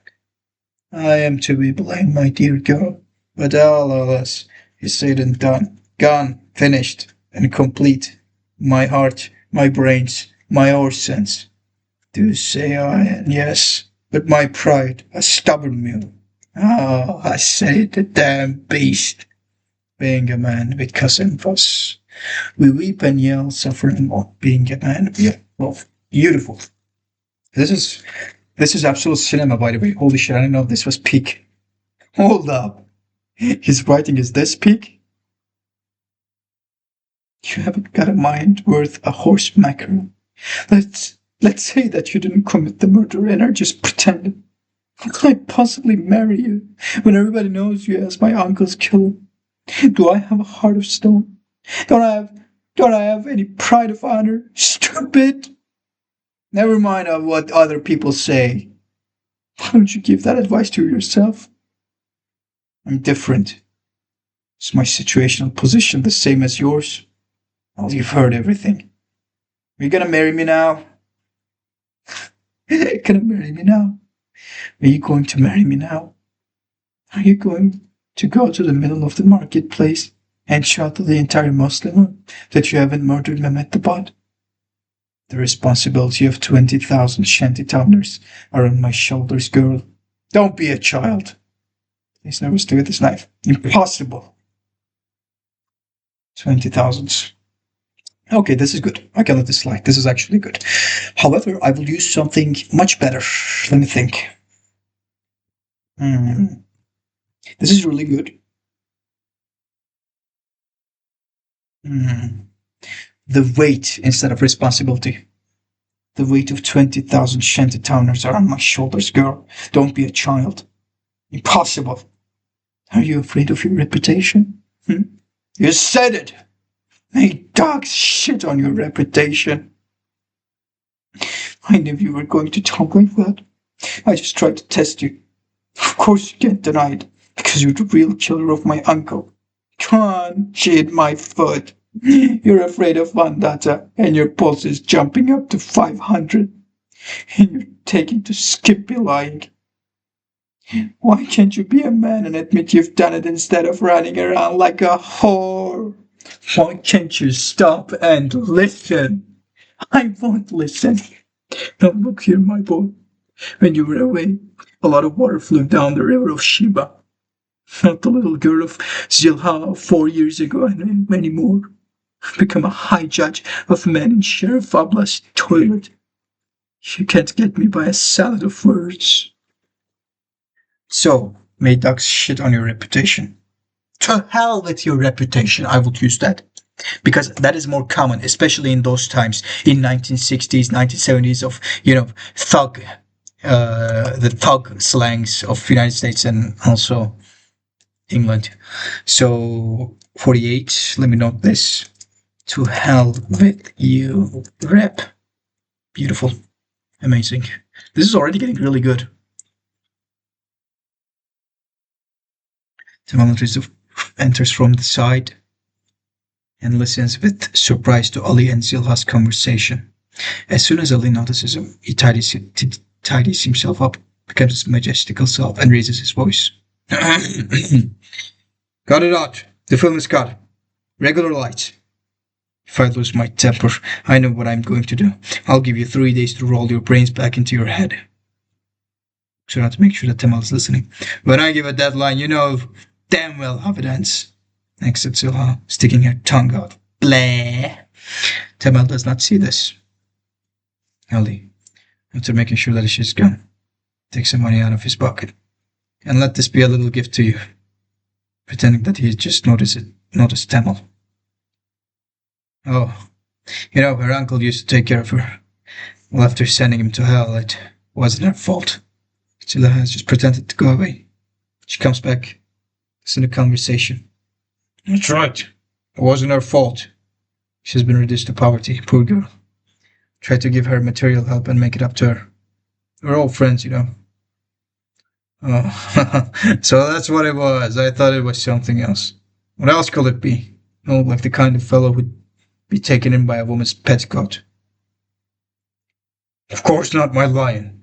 Would ever think of such a thing. See you later. Goodbye. Next step up. Fucking. My bad. Goodbye.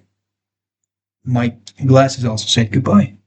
These are my reading glasses, so they don't fuck up my eyes. I'm sorry. See how comes out of her hiding place. With eyes ablaze with anger and her hand around waist. So that's the reason why. Were you here? What did you think? Now you look like a melon fallen from a mule. I heard everything. Why don't you understand? I just tried to save the position of the situation. So you've saved the position of the situation, huh? You cringing scoundrel. You put down the money here and shove off to everybody, huh? I don't need your charity. Take your money and put it into your piggy bank. Tears the bills and throws them down. Wonders if they can be glued together. Got it all wrong.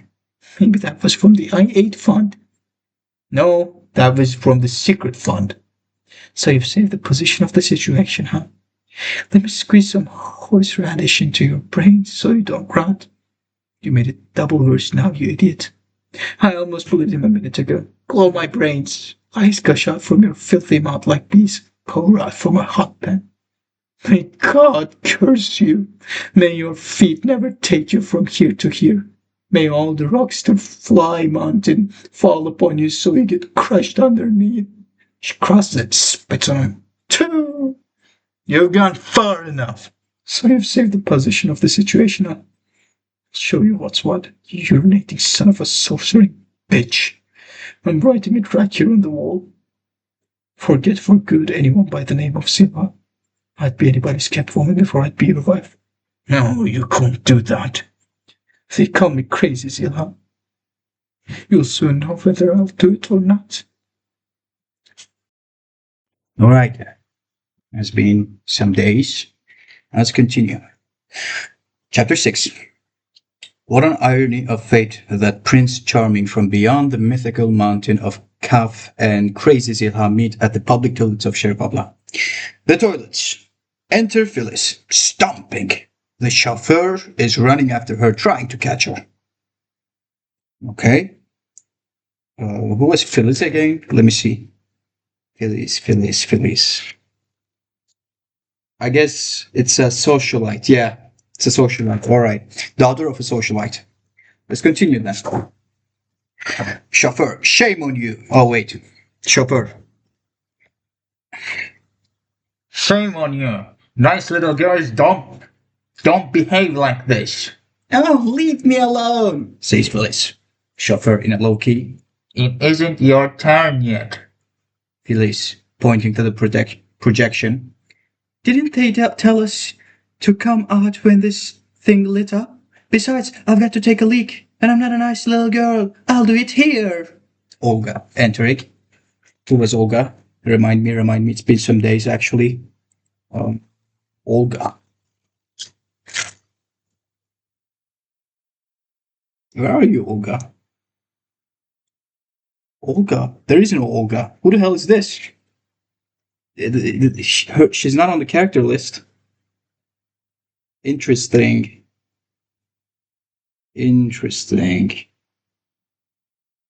Madame Olga, a private teacher. Okay. Olga. Phyllis, I said come here. Zilha. Leave her alone, madame. Maybe she does want to take a leak. Phyllis. I'll do it here. She lies down and kicks her legs in the air like a little baby for some reason. Chauffeur. She's kicking her legs in the air, madame. This means she's nervous. Why don't you leave her alone? Let her do it. Olga. Talks in French. I don't know how to pronounce this. Something like that. Probably a French teacher. Chauffeur. Come on, Phyllis. Before your father gets angry, do you need a small operation or a big operation? Sheriff to the audience. Let me be a slave to people with manners. Says to the audience. Very understandable. Phyllis. I need both. What is it to you? She enters women's toilet. Professor. Oh, who was the professor? A psychiatrist. Leaves the toilet, washes his hands. Bonjour, Madame Olga. It's a wonderful coincidence. What wind has thrown you this way? Olga. Bülent Bey, Filiz and I are making an excursion. La petite vous bâtiment, alors vous absolument faire some pee says Olga in French. I have no idea what it means. Professor. A good idea. To Zilha. Why did I come here, my girl? I forgot. Yours is finished, Bey Baba. Bey Baba. Bey Baba. You genuinely said that. Bey Baba. Wow. Wow. Let us take our notes. 52. Bey Baba. Now let's think. What can I put here? Bey Baba. Bey Baba. Now, this word has respect. Okay, this word is full of respect. Bey Baba. I can see that. So, yours is finished. Hmm.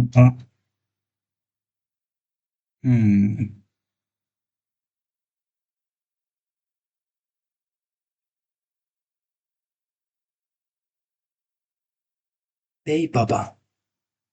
Why does Zilha calls the professor Bey Baba anyway? He's a psychiatrist. Is it because there's not many doctors in there? Because it was at all times, really? Could be, could be. Esteemed doctor, maybe? Esteemed doctor. No, it doesn't have the respect of Bey Baba.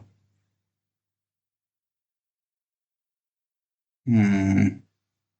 Hmm. Father. Something with father. Or do we have to say that? All father. Bey Baba. All father. Because it's really close. I'm gonna go with all father. All father. Yeah, that sounds amazing. Yours is finished, all father. Oh, yes, you're right. But how on earth did you know it? Phil is coming out. Mi voila. Olgun. En fin. Phyllis sees the professor and takes a bow. Oh, my button came loose. Zilha picking up the button. One moment. I'll sew it for you, dear. She gets needle and thread and starts sewing. Bülent has entered. He stands transfixed with eyes upon Zilha. Bülent was a socialite, also the father of our Phyllis, little girl. Okay. May I kiss you? Says Zilha. Sorry, Phyllis. Mais voyons, Philo. Je vous ai défendu d'embrasser les étrangers. I have no idea what she's saying here. I have to translate this, but this is a play, so the audience will not know what she's saying. Is this on purpose? I'm gonna pretend this is on purpose, so I'm not gonna translate. Maybe this is what the play wants from audience. They want to be confused. Now she's speaking a language. It is. I'm going to kiss her. I'm telling you, not a nice little girl. She signals Zilha to bend over and then embraces and kisses her. I took to you. Zilha, I've taken to you too, sweetie. Bülent takes a few steps and stares at them. Chauffeur. Oh, my dear. Everyone looks at Bülent. Father, I'll introduce you to a very polite lady. She's being very nice to me. Bülent with eyes upon Zilha is again transfixed. This Bülent has a staring problem, it seems, for some reason. Either a very awkward character or a downright fucking psychopath. Jesus. Olga. Bülent Bey, mes questions. I really hate this language, man. What the fuck is this language? Genuinely, this language isn't real, man. Genuinely hate French. I am so sorry. If you're French, I love you so much. Beautiful country. I'm a rebel too, but I will never learn your language, even though I know a lot of language. Language, God. Cut this place. Don't include this place, please. Chauffeur crosses over to Bülent and touches him. Bülent Bey. Bülent Bey. Mr. Bülent. Again, we've talked about this. We're not calling Bey. This is domestication 101. Mr. Bülent. Okay? Mr. Bülent. Never forget. 53. Bey. Noted. Oh, mon Dieu! I know this. Oh, my God. Papa, what's happened to you? For shame, you should say, sir. Papa, what's happened to you, sir? She rubs Bülent's forehead with eau de cologne. I really hate this. Sheriff. He must be sickly sort. Entering. My son, my dear one.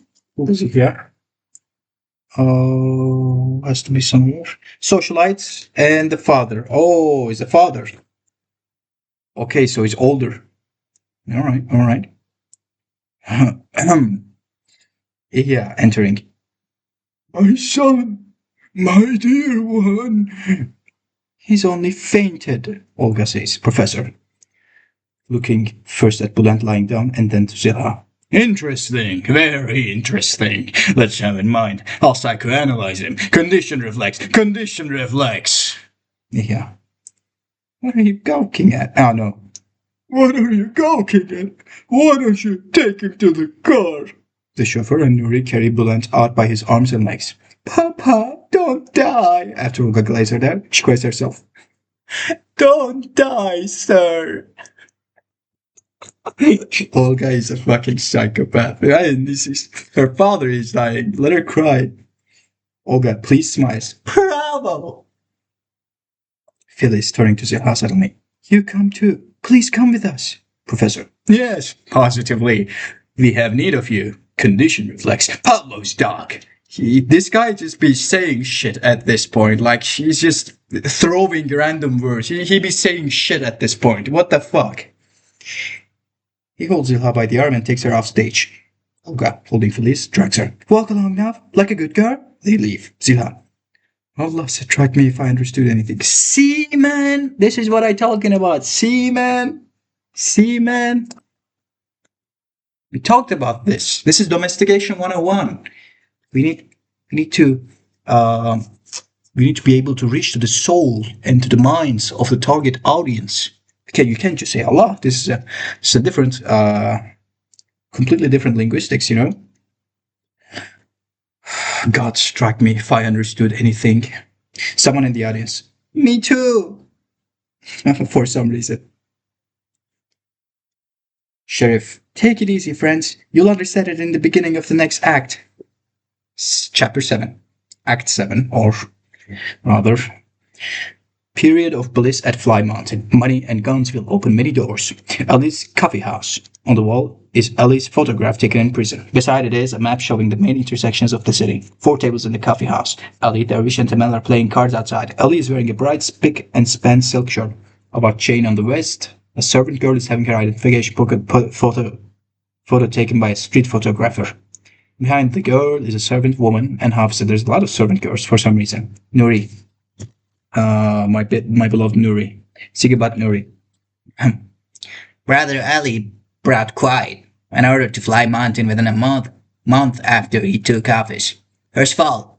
He had the proposed law about tearing down the shanty towns. Squashed. How about that? He said to himself. There's no election coming. Let him come and hurt us if they can. What party can scoff at the votes of 200,000 shantytowners? Got it short. The matter is as good as that, for the time being, pointing to his head. The man is operating his switchboard. They say he's going to have him recognize this place as an administrative district. How about that? Here, the sons of construction. With the monies of the aid fund, is building huts for the homeless, just for the cost price. Payable in 4 years. He appointed 3 of the feeders as taxi starters in the busiest parts of the city, showing on the map, and that was the end of the feeds. How about that? Has been taking tribute, hush money, and all that, but with moderation. How can he balance this budget without taxes? We've been hearing complaints to the effect that we've been squeezing money out of the political parties. So what? In this day and age, even the government can't do without foreign aid. How are we supposed to break even? In short, it's like a 4-star general. Our ally. May Allah keep him from the evil eye. Or rather, may God keep him from the evil eye. Again, we've talked about this. Nothing.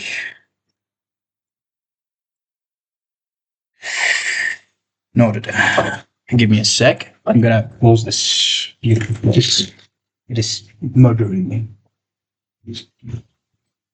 Done.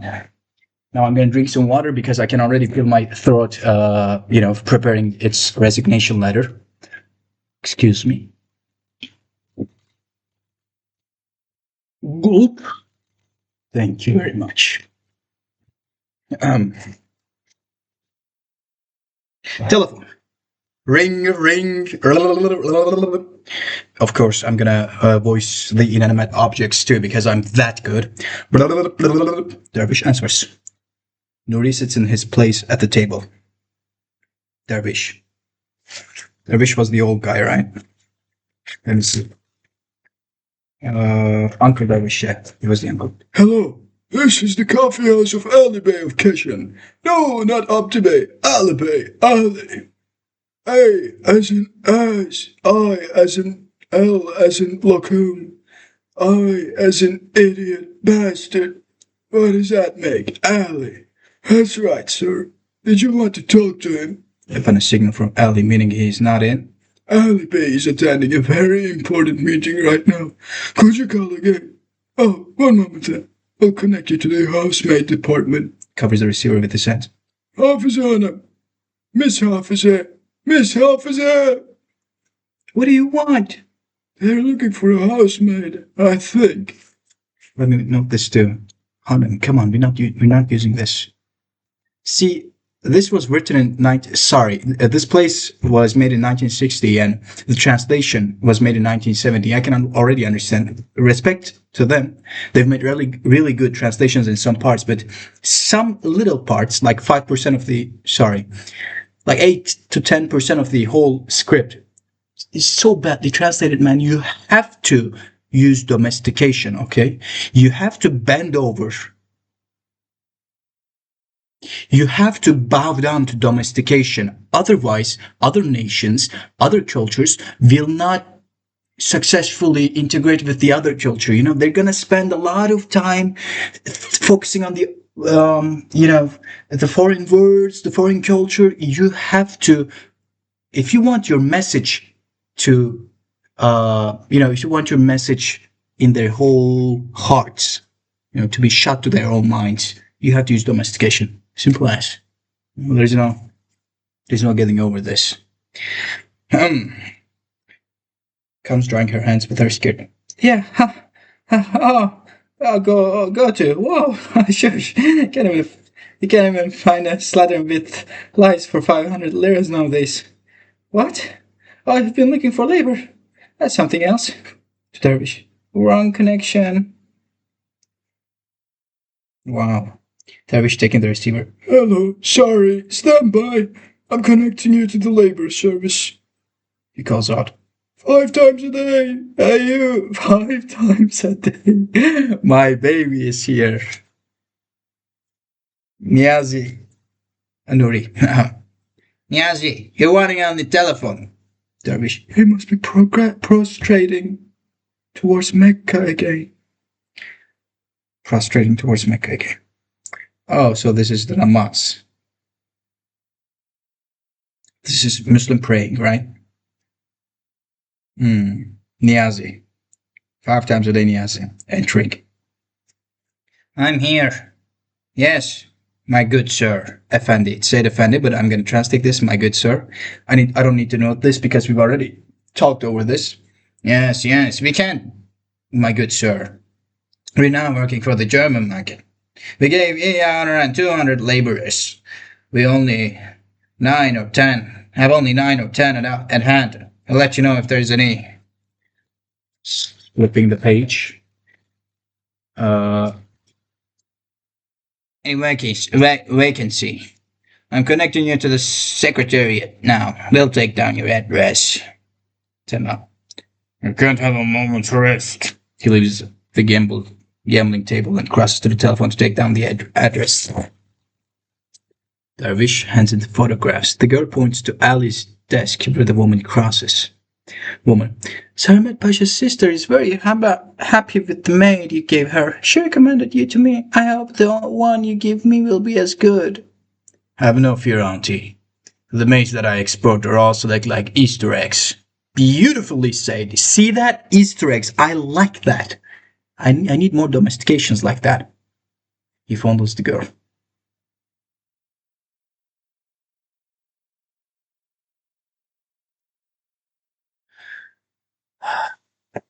He did not need to do that. But oh well, he fondles the girl. The next desk, please. You'll get a file number. Dervish Taman Niyazi take their places in three different desks. Hidayat brings tea to the tables. Hidayat was our little boy. Niyazi takes the paper with the routine of a ardent bureaucrat, stamps it several times with a fast temper, and turns. Here you are. Go to the next desk and sign an agreement. Woman. Quite a heap of formalities. She and the servant go to the next desk.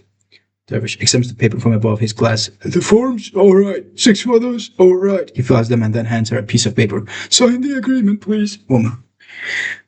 Let me see it. She reads. I hereby swear not to make any changes, for or against the fee agreed upon. May the good God strike anyone who goes back on his word. Allah, but we changed that to God. We talked about that. No need to know it. What kind of agreement is this? Full of cursing like that. Put down your signature here. Upon her signing, he stamps the paper several times with a fast tempo and turns it. Now you go to the next desk. Isn't it finished yet? Yeah, see. Actually. Okay, that was Nuri. Deposit money, indemnities money, registration fee, aid fund cut, middleman's cut. I gave Razia the down payment. That was a broker's fee. You paid me 58 liras, and I'll give you 2.5 lira piece. Well, alright. I feel so sad for this woman already. Niaz takes the money and stamps the card several times with the fast tempo. Go to the next. Oh, God, my throat. Go to the next desk and get you a visa. Timov taking all the papers from the woman and the girl who came back from. Who have come. I'm having a seizure, please. Give me a moment. Taking all the papers from the woman and the girl who have come before the desk.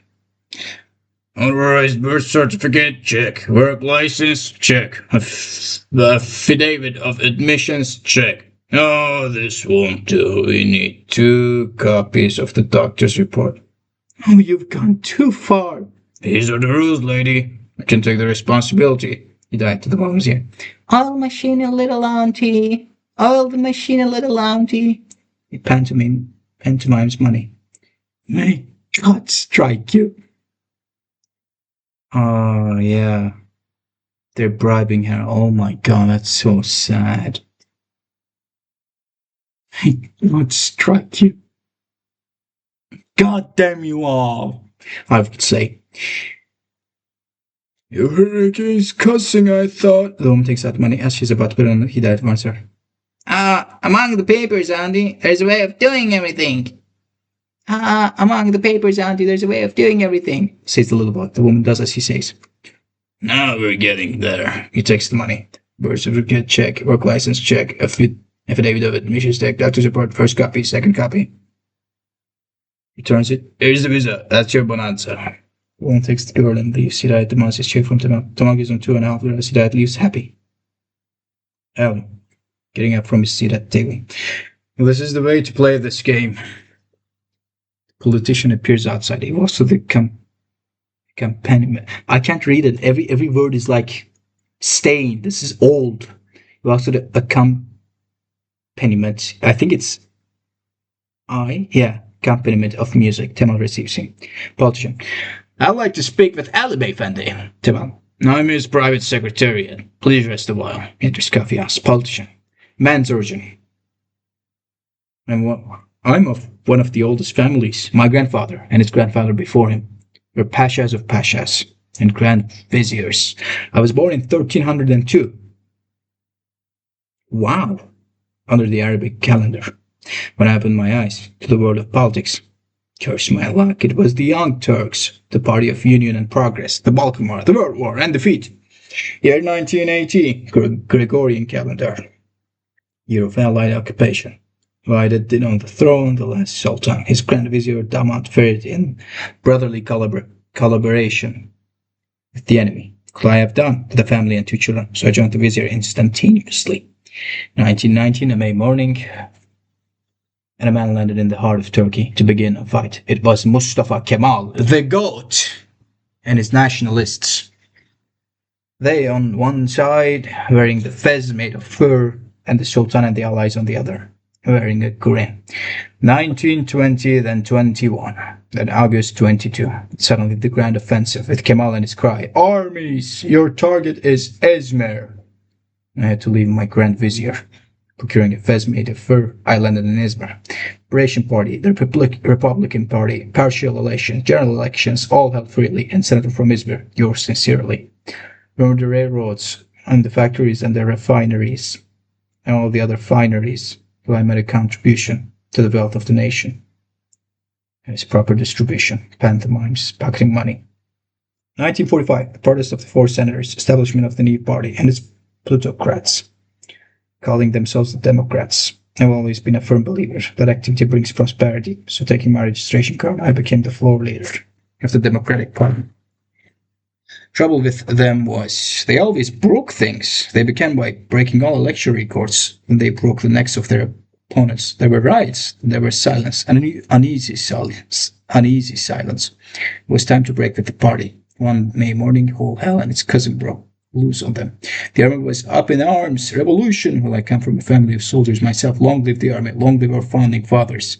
Long live the revolution. You gotta say that all foxes end up in the furrier's shop. Well, I'm telling you, I end up in the Senate. Up, skip, and jump. Yeah, that's the way it is, my friends. Darwin made a mistake when he said men descended from anthropoid monkeys. Palaver. Man has descended from cats. Our ancestors were cats. Okay, for when we fall down, it's like cats, we fall on all fours, no rats. Welcome! The politician walks to the accompaniment of music and shakes the hands of Dervish Tamanias after Hindi item one by one. Ellie, take time out from shaking hands for a minute and let's talk for a shift. Very well. Ellie, do come in. Oh no, after you, sir. Have a seat, please. Oh no, sir, after you, sir. Sit down, you bum! Very well, sir. He sits down immediately. The general elections are almost here. Oh yes, I'd completely forgotten them. Now, want our votes, don't you? Please, who's talking about votes? What a peculiar things to say. I came here today just to ask how you are coming along, and it's funny that you ask how we're coming along only once every 4 years for some odd reason. Now you want our votes, don't you? I regret your saying that, sir. For my country, I will. Yes. Now we want our votes. So I want your votes. What the hell? He goes through a mock display of hurt feelings. The people of Fly Mountain will give you their votes, but will expect some service in return. Politician has thrown away his mask altogether. I had the appropriation bill squashed, didn't I? Tell my foot that. See, I will make a beautiful domestication here. 62. Squashed my ass. Beautiful. It has this, the tone of the dog, the structure of the dog. Beautiful. Squashed my ass. You had to squash because the election was coming. We need a proof much stronger than that. Taps a cigarette. Nuri holds an ashtray underneath. What kind of proof? It is anything within our means. In this miserable lizard hole, we built our own roads, our own roofs. We didn't want anything from you. Now we want comforts. What kind of comforts? Electricity, running water, gas. If we stay in power, we'll bring all those. My word of honor, Ellie slyly. The other party says they'll bring them too, if they're the winners. Don't pay any attention to them, Ellie Bay. You must believe us. I'll believe you. But my people won't. Timel leaves. Why not? They'll say, they've been in power for 4 years and couldn't do anything. We should give the others a chance to and try them for a change. Things don't look so bright, eh? Please, Ali Bey. Please, Mr. Ali, my friend. They'll all listen to you. I'm trying my best. My best, I tell you. But you never can tell. The others handed out flour yesterday. He taps a cigarette. Louis holds the ashtray underneath. And we handed out oil the day before. Shame on you, my brother. The others are a poor opposition party. They'll hand out flour and they'll hand out flowers. But you are today a party in power. Them entering. The treasurer of the other party is here. The scoundrels! The scoundrels! Give me 4 days, I beg you. Let me kiss your foot. Until that day, don't promise anybody anything. He writes a check. Until then, take this check. I'll study the conditions of both sides and suit my action to fit my people. Except the politician. Now, here's the fellow from the other party. There's no party from the old. Oh, God, Nuri. There's no party from no party. This was an action strategy. Dervish, Tamal, and Ali studied the paper left by Nuri and made calculations with their fingers. 18,000 plus 29,000. What will that make? 12,000. 12,000 plus 20,000. Now, Sentry, are you making... Sorry. Okay. Are you making calculations? Good. She says cross-eyed. I was going to calculate too. 80 and 80 make 100. And 80 and 40 from my uncle's son make 180 and 40. And 10 from Abdullah, the loads make 180, 40, 10. Okay. Wow.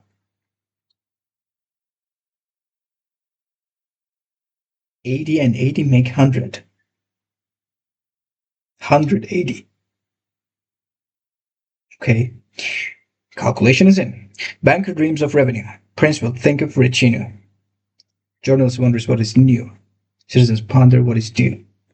Calculation is in. Calculation is in. Calculation is in. Let's go. Sheriff of Blood. 11 and 22 make how much? Huh? Tell me. 33? 3 and 3 you carry 3. 1 0 plus 100 zeros. 0 and 0. What have you got? Now, Sheriff of Blood. Now. Figures will give you appetite. Figures will bring you appetite. Calculation is in. Cook will filch rice if he can. Boss will raise price if he can. Crook will reload dice if he can. Cop will join vice if he can. Calculation is in. Add it all up and then subtract. If there is a fraction, cut it out. Divide it and multiply it and figure it out with your fingers. Check it with your computers. Computation, confrontation, empty out the fill and fill out the out. And what have you got? Dot, Sheriff Obla, dot. Check and check and check and check. What will I do without check? Will Greeks align with the check? Check. How do you? Shall I ever lose my neck? Go and find out for yourself. Governments figure in 5-year plans. Senators figure in 9-year polls. Searching for the national fools.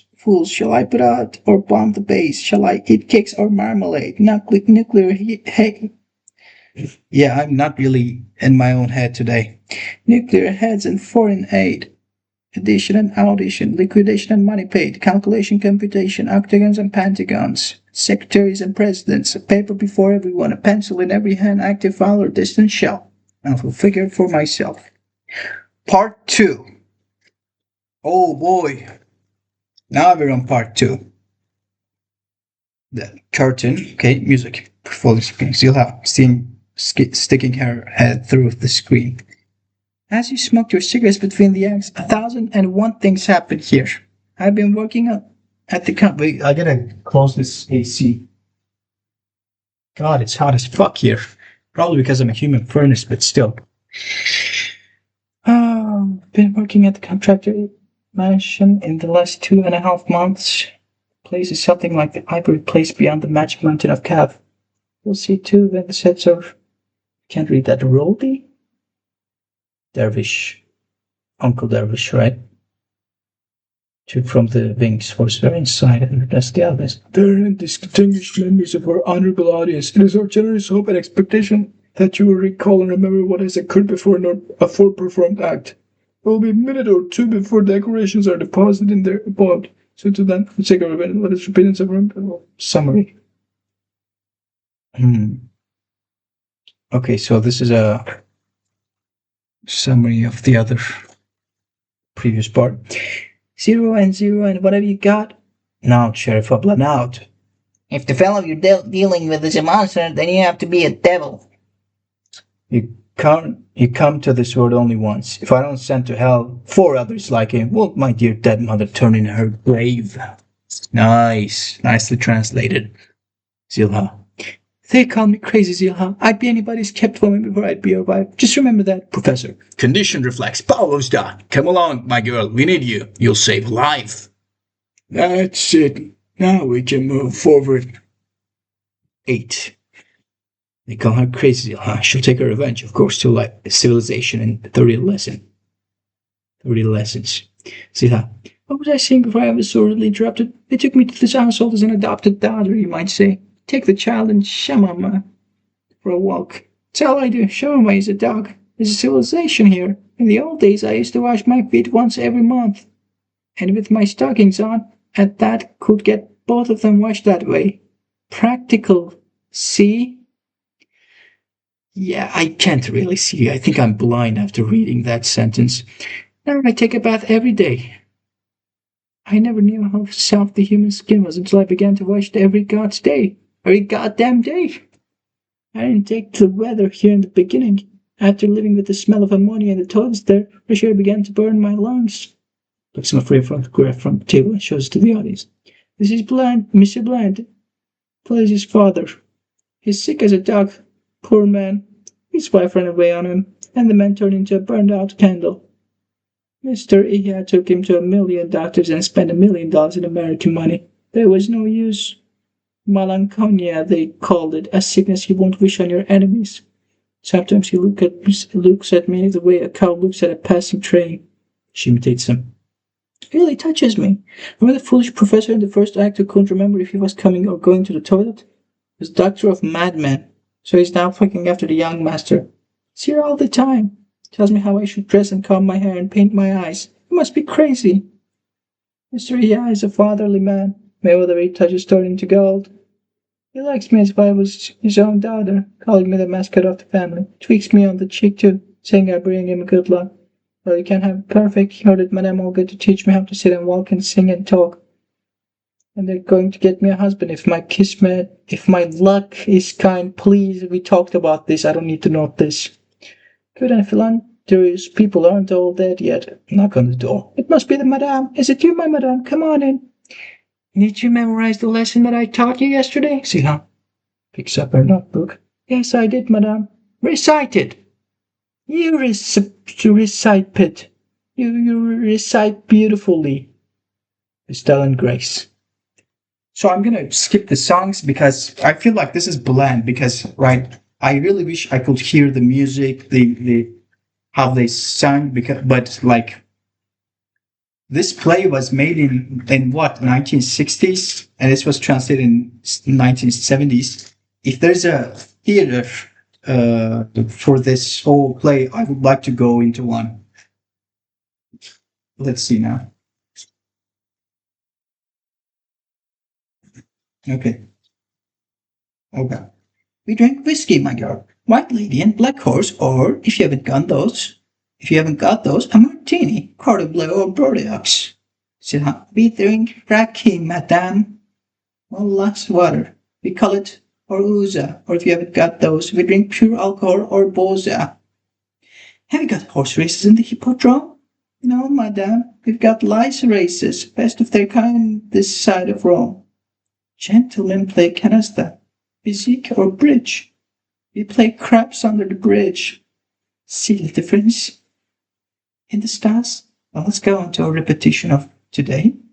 How do women sit in your part of the world? Sit. The big page. Zilha sits cross-legged in oriental fashion, holds her feet with her hands, swings to both sides and grins. That's not sitting, that's collapsing. Are you a camel or a mammal or what? That's most ignoble. You have no grace. Stop the cussing. How do they sit in your part of the world? Olga, demonstrating. When a woman sits, she must spread her legs on peu comme a like a camel or a mammal, but not too much. If you don't spread them at all, they'll say you have no savoir faire. Savoir faire. For some reason, sounds really really, you know, familiar. If you spread them too much, they'll call you striptease. So, come, Mr. Kamicha, your skirt will open like so. She'll start to get a little with her two fingers. You'll close in a manière gracieuse. You'll open. I really don't want to voice Olga, man. What the fuck? You'll open and you'll close it so it will attract attention. Just speak English at that point. You'll open and I will close it. And it's delight. How do you talk over the phone with her? I take the phone in my hand and ask them who they are, what they want. Oh, what a shame. That's most ignoble. She picks up the receiver with an exaggerated gentleness without little finger pointing upwards. Pressing her lips. Hello. What can I do for you, please? This villa. Here, answer. Suzuha. You see? You'll speak in a low, in-time bedroom voice. Kamicha, whom do I have the honor of speaking to, please? The gentleman on the other end of the line must be tickling his nose. Oh, madame, let's say he heard the voice and his nose got tickled. But why do you sit like that? Will I ever see you over the telephone? If you don't sit like that, how could you ever produce that voice? I get you, I get you. Oh, you hickenacking, packing. Hickenacking, packing you. Is that a real sentence? Is that a real word? She crosses to Olga with an air of familiarity and hits her on the back. Olga staggers. Ladies of breeding never make practical jokes. Have you ever flirted? What's it to you? She throws her back and places her hand on her forehead with embarrassment. A lady of breeding never gets embarrassed. I ask you because I know something. What do you know? I see that you're a very flirtatious girl. Oh, go on, she snuffles. Are you a virgin? What does that mean? Are you untouched? What? What is impolite, you ignoble? Should say please? What I'm asking is, are you a girl or a woman? She's not taken unawares. Something in between. What is it to you what I am? So I am a virgin. Have you got anything to say? You may be a virgin, but never admit it. It's a mark of disgrace in society. We had Adam thrown out of heaven. What Adam? Eve. What condition did she lay down before giving it to Adam? How will I know? To the audience, this is a regular cross-examination. Oh God. She asked him to eat the apple. She said, do you want paradise or do you want me? So from that day on, every woman lays down a condition before giving in. What the fuck? Interesting. You mean money? Look here, girl. Some women will cuddle at the drop of a fist and lower their market. Others will give themselves gram by gram, like in an auction, to the highest bidder and get social security for life. What the fuck? That sounds like a nightmare, actually. Pick it up. Let's see if you've caught on. Holding the receiver, puts her hand on her waist like the arm of a jack and affects a bedroom voice. Hello. Who am I talking to, please? Now his voice. Your uncle's dead. Silva, looking at Olga. Not trying to talk civil to a fellow like that. And his voice. Look here, Silva. There's sloths all over the place. They've been buttering and flummering you like nobody's business. I'd watch myself if I were you. Silva, shouting. Shh. What are you hollering like that for? You'll break the machine. Can't you talk with your bedroom voice, you son of a bitch? Now this voice. Did you say bedroom? What are you doing in a bedroom in the middle of the day? What's it to you? Conceited. I've been reposing. Are you alone in the room? I've been leafing through fashion magazines. Don't say I didn't warn you. If ever his shadow so much as touches your shadow, I'll bust his skull to pieces in front of the Ministry of Foreign Affairs if my name is Ali, the Valley of God. Siha to Olga with contentment. He's jealous. Did you hear? Bah! You'll see if I can do it or not. All right, we'll see. Goodbye now. She hangs up to Olga. Don't mind him. What is this? It's a harp, an instrument of great delicacy. Why don't you call it a dulcimer? It's a dulcimer sitting the wrong side up. Who plays it? Navarre. Miss Navarre used to... Mr. Blend's wife. And points his to it. Was she pretty? Yes, she was pretty, and Princess thought. Why aren't there any pictures of her around? I don't know. I just don't know. And Princess thought. You ask too many questions. You're a Paul Prime. Entered the professor with a package in his hand. Bonjour, madame. Hello, my girl. I've forgotten why I came here.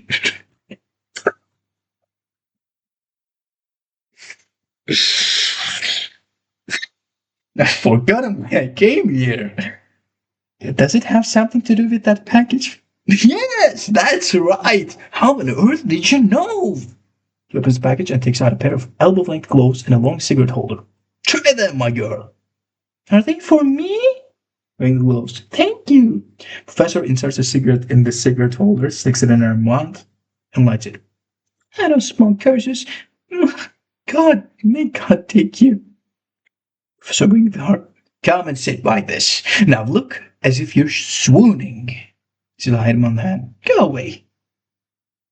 She throws away the cigarette holder and tries to take off the gloves. You should be ashamed at your age.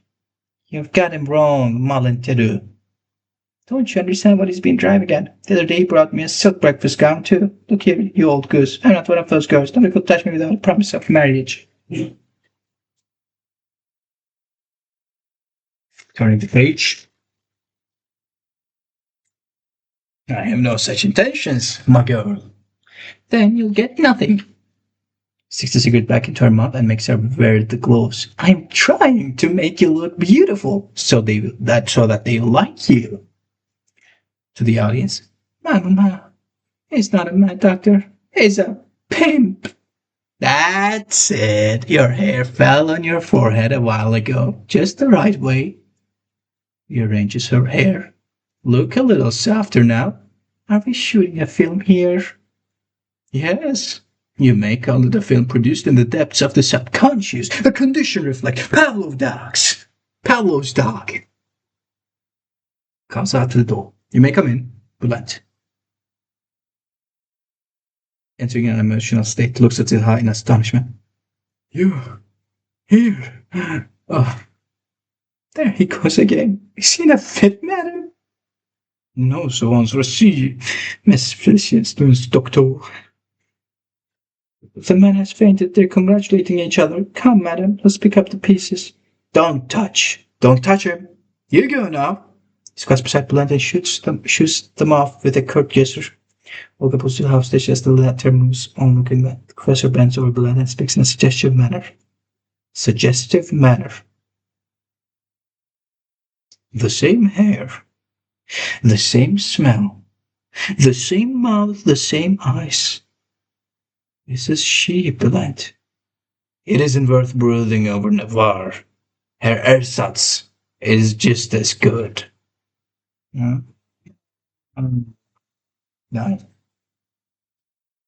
How did the Trojan War start? On account of a vampish dame. On a vampish dame. Now you'll see Ali of Keshan. Swashbuckler fly mountain and the king of the contractors, face to face. In the foreground are four windows. To the accompaniment of music, Silha across the stage in a coquettish manner with a leash of shamama in one hand and a handbag in the other, which reappears in the frame at far left. Who was Lutfi again? Who the fuck is that? Let me check. A woman in the shantytown. Oh, okay. Officer, Miss Officer, oh, keep me in here. I'm sitting a second friend from her. What is it, my sister? Did you hear? No, what's happened? Sila is here. Did you see her yourself? Yes, myself. She was wiggling her arms from here to here. What's she been doing in the city? She says she's become a mascot. What's a mascot, dear? Don't you know? A mascot is an old cockroach. It's a pity a bitch is no white lily. Sila crossed the stage from one side to the other again. Miss Razia, oh, where are you, woman? Where are you? Terrible. Running the page. Razia appearing in the far right frame. What is it, my sister? Did you hear? Did I hear what? Silha is here. Did you see her yourself? Yes, myself. She's been teetering her tits and tottering her hips like a belly dancer. What's she been doing in the city? A cocotte, she says she's become. So she's the mistress of a gentleman. What a feat, my good woman. What a feat. She's in heat, my friend. She's in heat. One side to the other again. Resmia, my lass. Resmia. What is it, auntie? Did you hear? Did you hear? What did I hear? Zilha's here. Did you hear yourself? I'm starting to get tired of this. Yes, myself. She's a slut, a bitch, a jewel shaking, or funny like a gold. What's she been doing in the city? Fooling around with the gentry. As they say, it's a day for the bitches. To swim in wealth and riches. All appear simultaneously at the frames. 4 of them. She's taken after our family. She's learned to be a whore on her mother's knee. She'll be worse. She'll be worse. You'll see. In the frames disappear the streets. She'll across the stage with Shamama's leash in the one hand, her handbag in the other.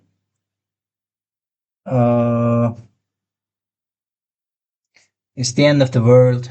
The end of the world. The women have made even our father Adam sorry that he was ever born. They should pay her double time for carrying all that paint on her face. She looks like a carnival clown. Her front lights and landing gears are a model 1965 Chevrolet. Noticing Ali's dog. Bobby, come. Choo-choo. Whoever cut his tail. Anyway, Brother Ali had it cut, don't you remember? 3 months ago. What did he have to do that for? Because whenever Bobby stops Zilha, he wiggled his tail to show pleasure. What can a dog know about not being on speaking terms? Look. He's following the upper class bitch that Zilha has brought along. Zilha comes to the center with the shamama to the accompaniment of music. Hush! Go away, dog! Go away! Takes Shamama in her arms and sings the shamama song as Bobby trots away. Again. Away, dog, away! Society's cast away, ignoble bomb, go away! Filthy local beast, ugly dirt paste. Shamama is not the prey. How disgusting! How dare you! What did that do to you? Okay, this song here. Ali has appeared. He calls Nuri to his side by a movement of the head. Tell her to take her bitch and scram. This is a Muslim-like neighborhood here. Nuri, running over to Zilha. My sister, dear, Brother Ali is a little turned around today. How will it be if you walk your dog someplace else? If he thinks he owns the title deed of his place, he's mistaken. This is a bona fide street of the Republic here. What happened to my computer? What the hell? Okay, everything is good. And I can choose to walk my dog or have her make water all over the place. It's nobody's business but mine. Go ahead and give him my greetings. Ali Tunurias crossed over to him sheepishly. What does she say? What does she say? She begs you to rest assured that she'll soon go away. She'll go right now. She's been corrupting the morale of the neighborhood.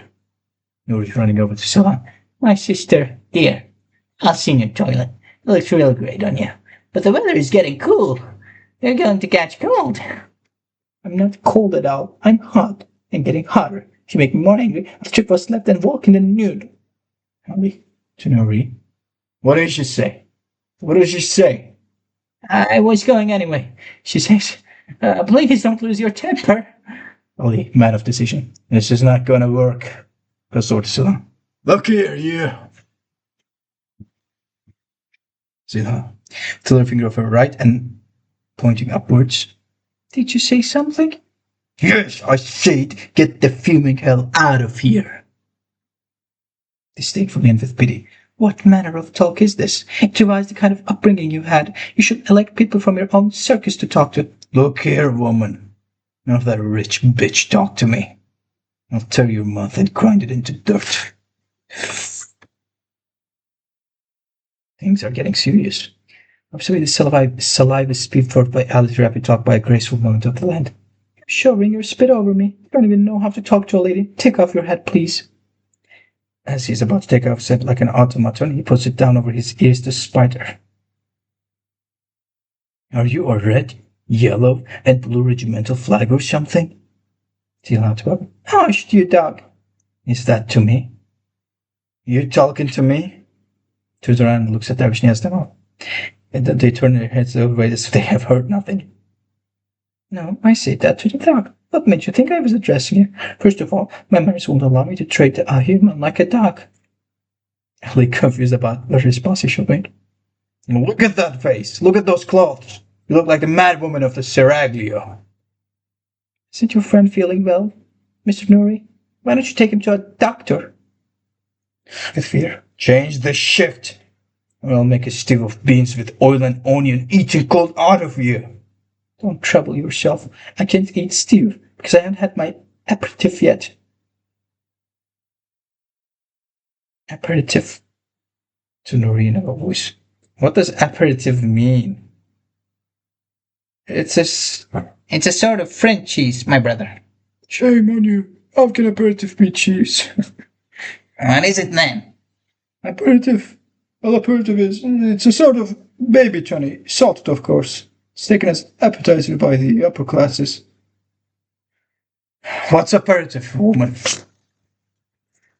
I'm in no obligation to tell you. I've had enough of you. I think I'll talk to you in the language that you'll understand. Gives her a box in the ears.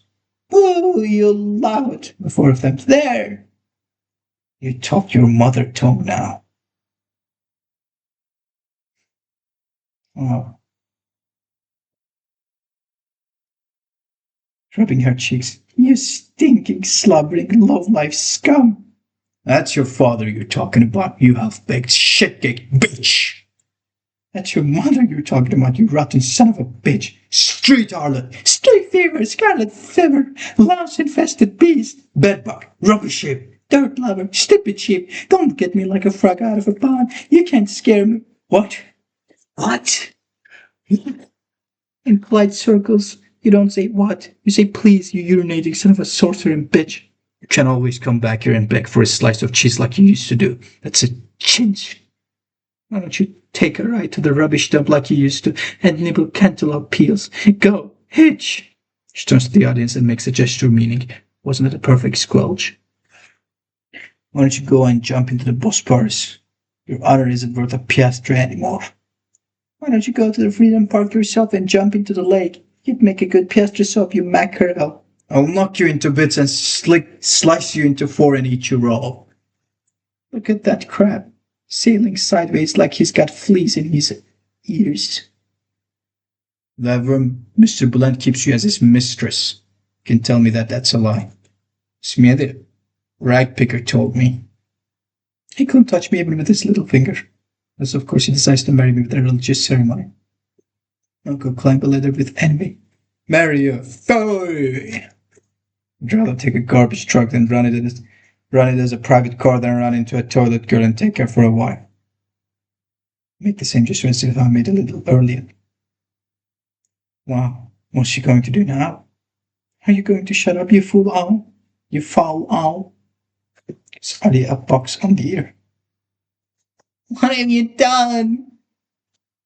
As Sheriff Oblace putting the root in his places as Pews a deed as clothing an orphan, and the Pews deed, going menacing towards her. I'll pour vitriol over him. I'll cut you to pieces and then I'll kill myself. Cut me to pieces, kill yourself. Don't touch him. He's a sick man. I won't want anything to happen to him on account of us. What's happened to you, my beautiful? Have they been disturbing you? They had a little argumentation, that's all. Let's go away from here. They didn't treat you harshly, did they? No gentleman will treat me harshly. You know, anyone who isn't a gentleman couldn't hurt me even if he tried. Will I be hurt? Will I be hurt if a jackass... Say that again. Jackass sprayed me in front of me? Start to leave together in an arm as Zilla returns. Makes her just mean, wasn't that a perfect squelch? After they leave, Ali does not know what to do. Dares to pull out his pistol, changes his mind. He is extremely sad, as knows everything has done, and he had approached the console. Scream, all of you! Scattering in all directions. All alone on the stage, sits by the table with a head between his arms, and unable to control himself. He starts to weep loudly, producing sounds like the winding wheel of a well. Then he pulls himself up and snuffles. My ugly fate. You fried me again in an untin pan. Wipes his tears with his coat sleeve and assumes an imposing self. Kemal, Dash, Nuri Niyazi, come here, all of you. Four of them and Hidayat enter running against stand of attention. Order, sir! Kemal! Order, my lion! What has this bastard got that I haven't got? What has he got? Brains? Of course not. You're the best. Brown? Of course not. You're the best. Bankbook, then. He's got you there. The ill-omened pest. Darvish! What is it, my lion? What is Mr. Iya's contract termination date for the construction? End of September, I think. Find me the exact day. What have you got in mind, my brother? A month before that date, I'll pull out all my laborers. That's a correct plan. You'll see what's what when he pays a fine of 8,000 liras every day. Right, Darvish. He'll never land another government contract, will he? Will he? What are you talking about? He'd go bankrupt. How are we going to feed all the laborers who'll lose their jobs? What is this positional situation of the budget? Nothing is left from the hush money. What about profit from the open air theater? Not enough, my brother, not enough. We'll levy a new wealth tax, then. We'll start from the coffee ounces. This is a matter of honor, and Fly Mountain will have to make the sacrifices. Shine viciously. I'll make him vomit every foul deed that is committed if my name is Ali. The Valley of God. See, so Ali is getting corrupt for a girl. This is so sad. He had it all, but now he's throwing it all away.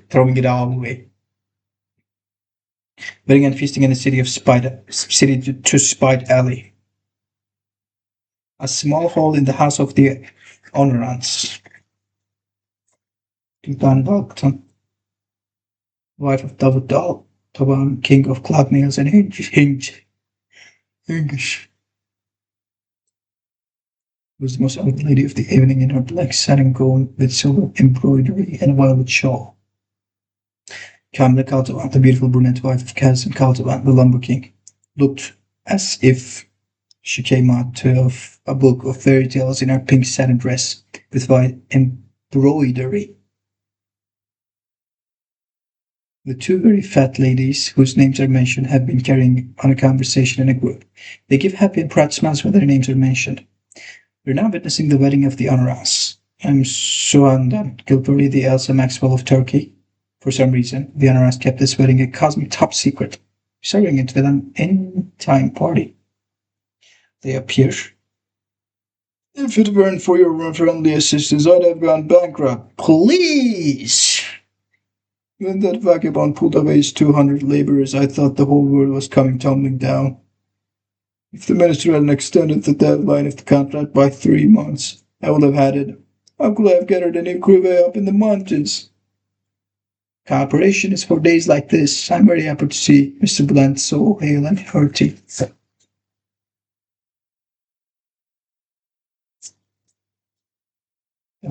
Pages are insane. Thank you for saying that. Whenever I run away with that Ashman, Mr. Blunt twice attempted suicide. Got all contact with life. Luckily, the professor came along. I'd heard the story at my hairdresser's. She spit an image of Noir. She doesn't know, though, that she's being exploited as an ersatz. She found out about it. Her feelings might be hurt. Very interesting. That's some material to work on. Music. Dancing has started. Plan up and dance with the bride. Eon and dance with. Okay, everyone is dancing. They're all dancing cheek to cheek. Hot bellied appear dancing in the garden. Okay, so another beautiful singing. Unfortunately, we don't have the musical here. See the House Dream Cut Short, Chapter 11, Act 11. Deborah returns home. Abduction of the wrong time from the Sergali. Why'd you bring me back to my house? What's all this mystery? The relationship cannot continue anymore. It's a matter of nature. That's not the way you talked when you urged me to pick up my luggage and run away with you. I was sincere then, and I'm sincere now. When the conditions have changed. What conditions? When I was a child, I had a very poor appetite, which made my mother very sad. But whenever I went to a neighbor's house to have dinner, I had all the appetite I wanted. That's my nature. Genevieve second report. Maxwell's Cherry, when you were Blunt's wife, you seemed a gorgeous creature. Terribly appetizing to me. I worshipped you when I could see you only 2 hours a day. That's my nature. When you picked up your luggage and became mine for good, and for 24 hours a day, then I felt like I was having dinner in my own house. Please understand me, Sherry. It's a matter of nature. Oh my god. That's so sad.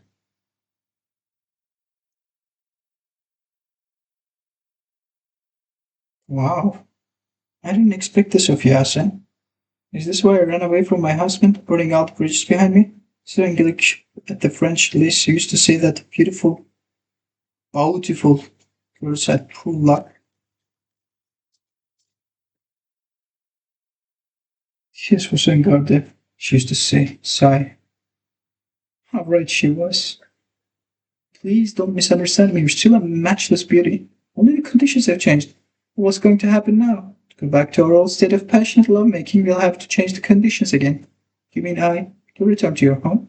You'll again become a dish offered by a neighbor, and I'll pay frequent visits to that neighbor. It's a matter of nature. It's easy to say. Can I go back to a house which I felt left with a short note of goodbye? Plus, Sherry, Blunt will deserve if a beautiful woman turned home sheepishly. You could say, for example, that you couldn't do without your daughter. Oh yes, my daughter. I had a daughter, didn't I? It's a very good idea. Doesn't every woman have a right to be capricious? Tell him that it was just a caprice, and that you're over it now. More torn a man is in matters of morals. The better gentleman he is, the more common he'll fault. You present an opportunity to prove that he's a gentleman. What can a woman do? She should kiss your hand for it. Not a bad idea. They'll fall for that. Wow. What's going on here? A cocktail party, I think. Good. Why don't you go upstairs and stretch out in bed for a while? Put brothers in. Surprise. Okay. Never plays the harp. Alright. Exterior sends about to leave after her. After the maniac enters. Oh. The maniac. Salam alaikum. Are you Mr. Here? No. Did you want something? I'm Kafir the maniac. Let me know this.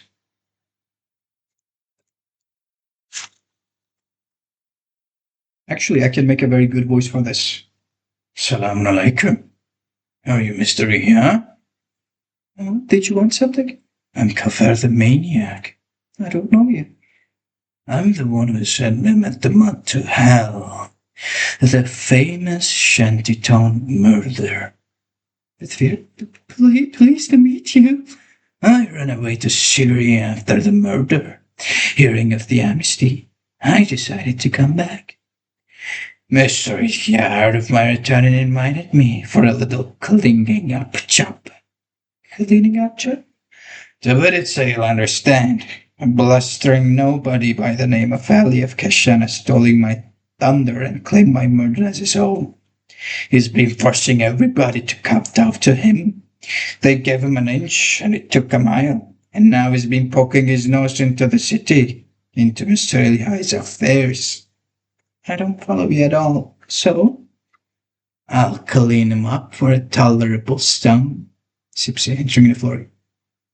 That's not Ilhobe, my brother. That's up Mr. Ilha, my brother.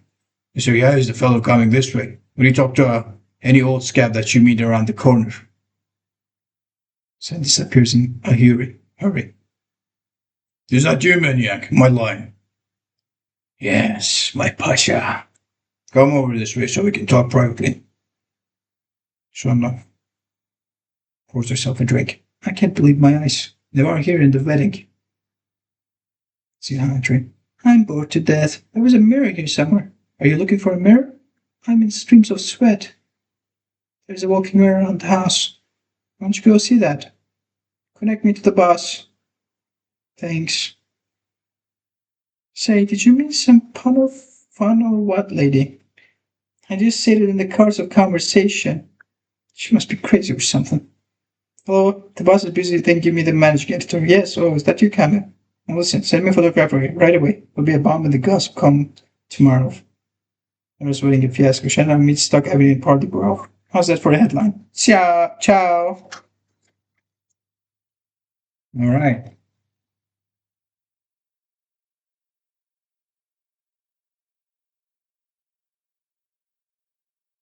You're agreed then.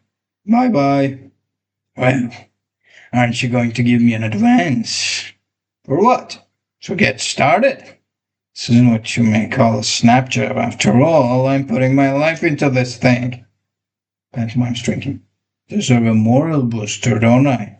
Oh, you mean that? Here's some money. Have this for a starter. May God give you more. I'll try you for good luck. The door is here. I'll show you the way. The cafe. Things are warming up. We're really getting somewhere. Namar is descending delicately down the steps. Oh, here comes the big recognition scene. Who are you? What are you doing here? And who are you? What the devil are you doing here? With their voices are like mirrors, they echo each other. This is my house. This is my house. Can you tell me who this woman is? Hey, will you tell me who is this woman?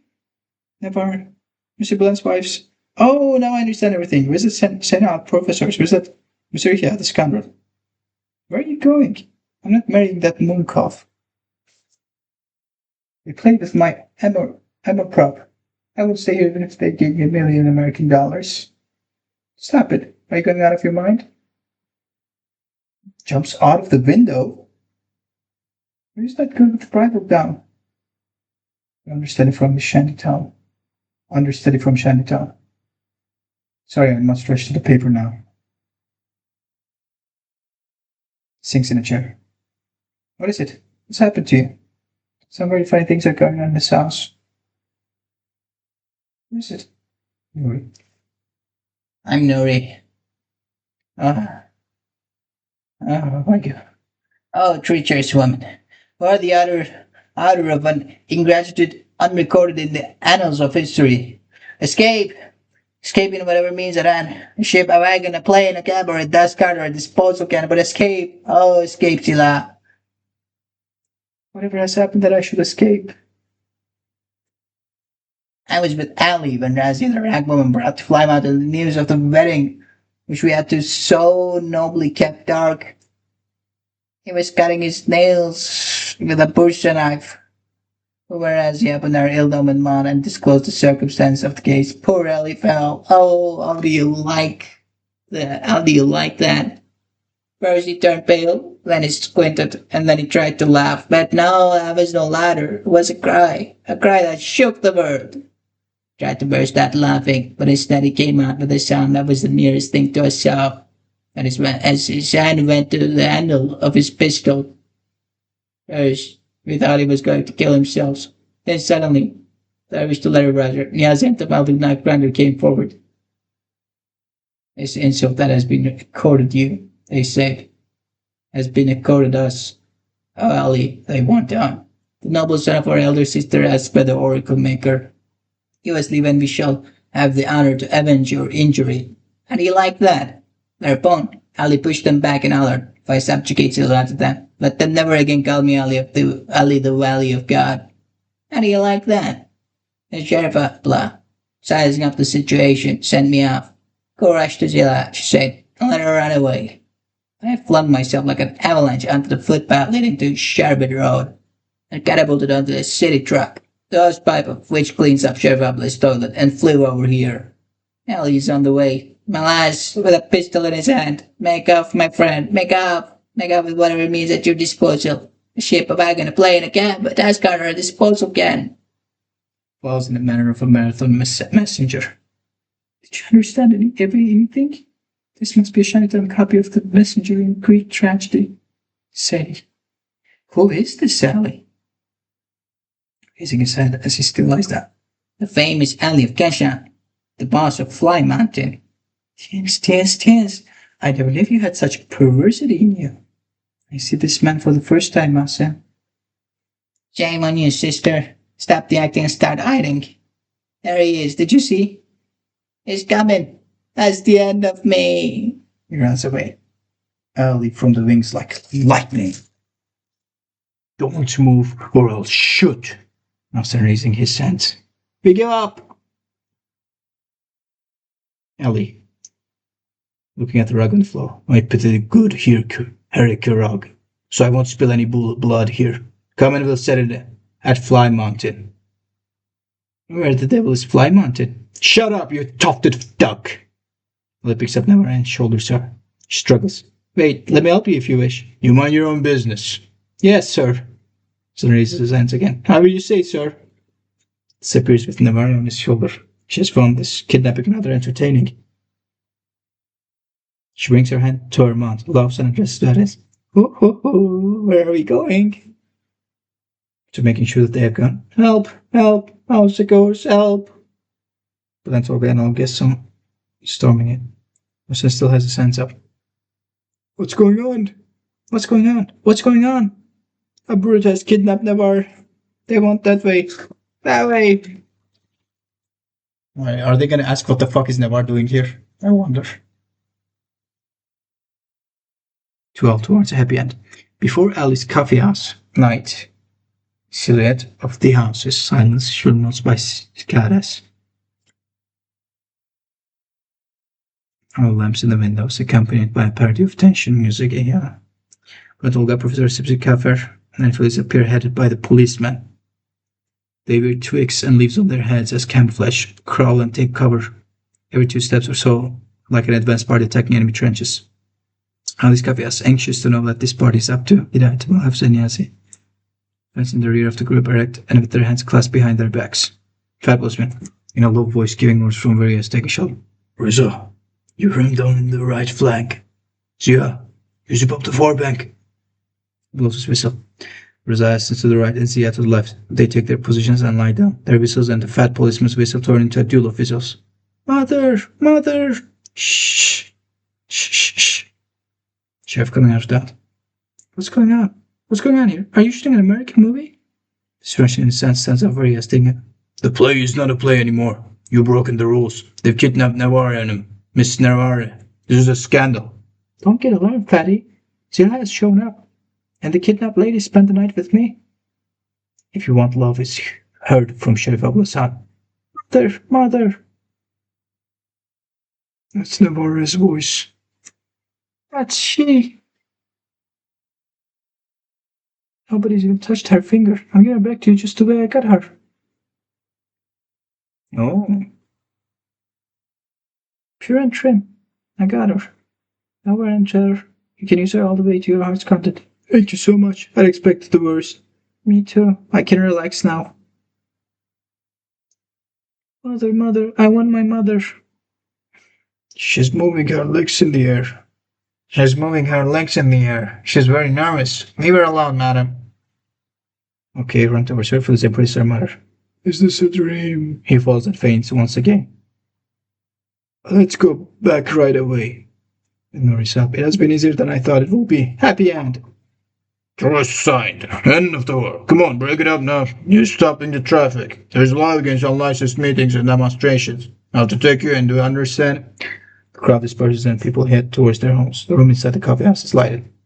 At long last, we're alone. Yes, we're alone. You made me suffer a lot. You made me suffer too.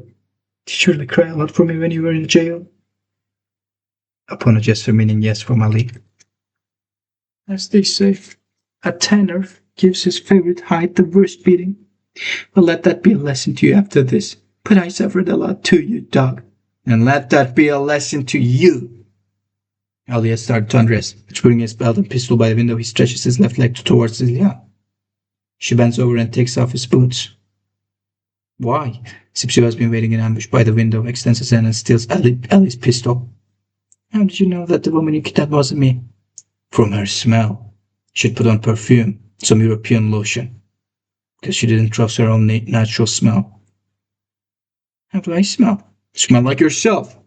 How do you mean? Well, how do I know? Smell like a horse chestnut. Knock on the door. It's Lutfia. Lutfia, I came to wish you joy. I'm so glad to see you together again. Long live Lutfia. So why don't we talk about this in the morning, huh? I don't mean to stop long anyway. Well, may God be with you. Exit. Come on, spread out the mattress.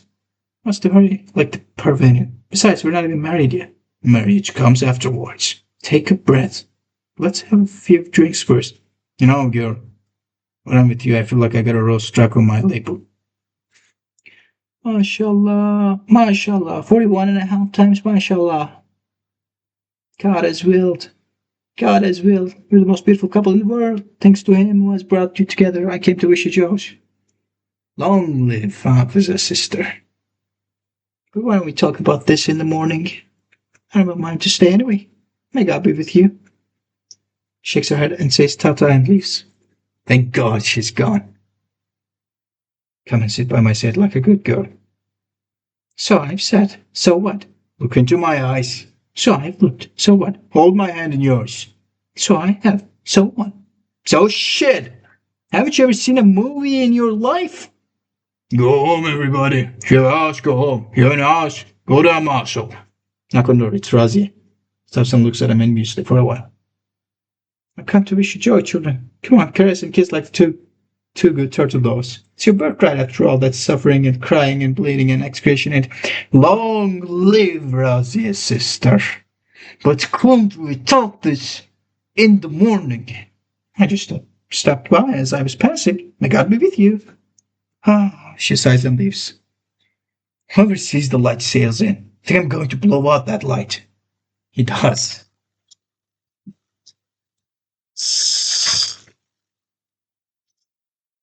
Act 13.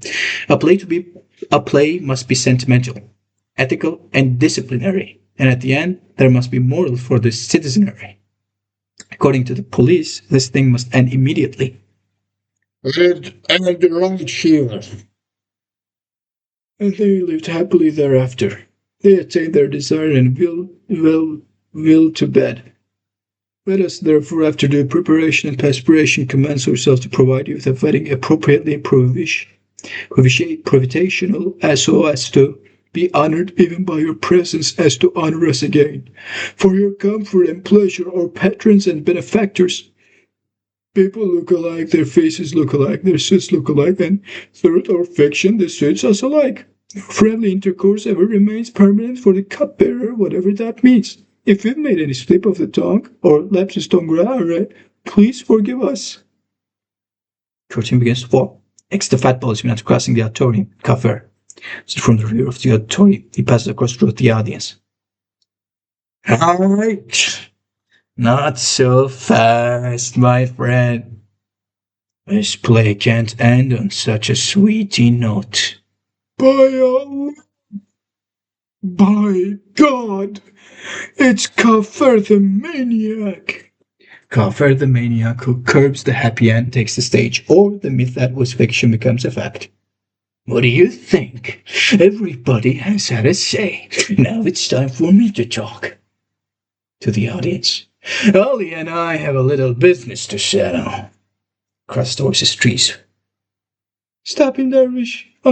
Mr. Dervish, don't let go.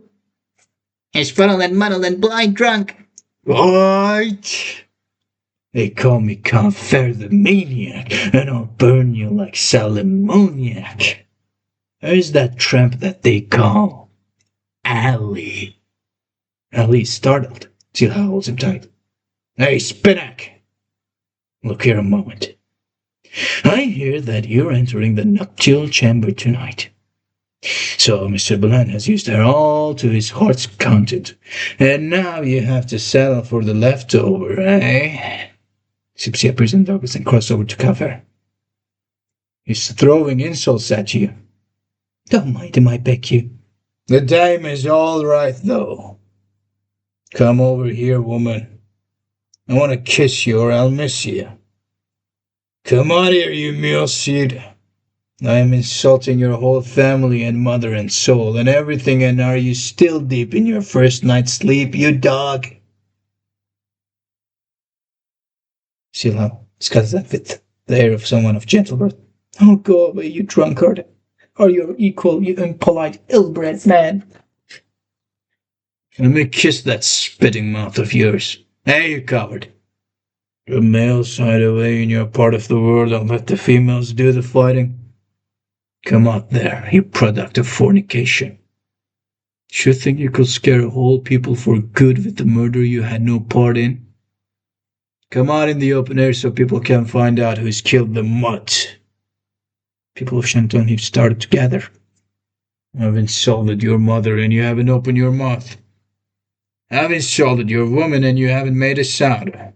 Here's a tough one for you. Are you scared of constipation, you coward? But you can't come out. He shoots into the air once. Boom. Are you a man or a mouse? He guzzles the drink. He picks up a rag from the ground, pours alcohol over it, ignites it with a piece of match and throws it towards the end of hut. Spitzy imitates him. I'm burning down your shanties. You're gonna come out and take care of your people. Come and save them if you're a man. The flames spread. He's really burning him. He's burning our shelters. Ellie, where are you? Brother Ellie! Brother Ellie! Aren't you going to close them out of this no good? My people are waiting for me. I can't stand back now. Never mind about your people. Aren't you afraid? I'm afraid, all right. There's the legend. I can't turn the legend into a lie. Do you know the condition he put before Adam? Either me or paradise, she said. So I'm putting a condition before you. Either me or the legend. Not possible, Zillah. My fate is calling me. Stands up with majesty. Men die. Their legends remain. I'm going. Don't go, Ellie. Stop it, Ellie. Peering before the door. I'll give my life for Fly Mountain. This was written on my forehead. What can anyone say? Ellie the lion, Ellie the brave. Turning around to Zilha. Long live Fly Mountain. Tell him these were my last words. Let history record it so. Ellie begins to walk towards Kafir in the form of a silhouette against the background of red flames. But each time Kafir fires a shot, Ali is startled. He stops and reassures himself and then marches on. Fanfare. Kafir is confused before demonstration. He fires point blank with 2 pistols. Write your will, you animal. You can't find a notary public in hell. He's bulletproof, you fool. Are you outfitted? May God deprive no one of his wit. He's running into the hands of death. Poor fellow. Could he know that he was to die on the 10th of September? Come on, maniac. Say it after me. There is no God but God, and Jesus is his apostle. You'll be in hell before you say Jesus. I made a beautiful domestication here. Beautiful. Sounds amazing. Elias advanced, but one of these bullets has hit him in the leg. He holds his leg. He's hit. You said he was charmed. Asked for where he was not charmed, you fool. He's going right to him. Ollie jumps on Kafir and removes his pistol. They struggle. A pistol shot. Kafir falls dead. Ollie shakes the dust off his pants. Policeman's whistles. The sirens of fire engines. Fat Bozeman's handcuffs Ali. The Ballad of Ali Keshan. Wow. Wow.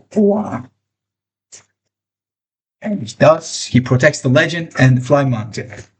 Oh, we can't breathe, we can't live of woe. You were shot, we were caught, the bitterest blow. Oh, Ali, dear Ali, or Papa Ali, will mourn you always, even friend and foe. Handsome, fearless, audacious, divine, kingly, and gracious, dogged, reckless, tenacious, enemies call him voracious.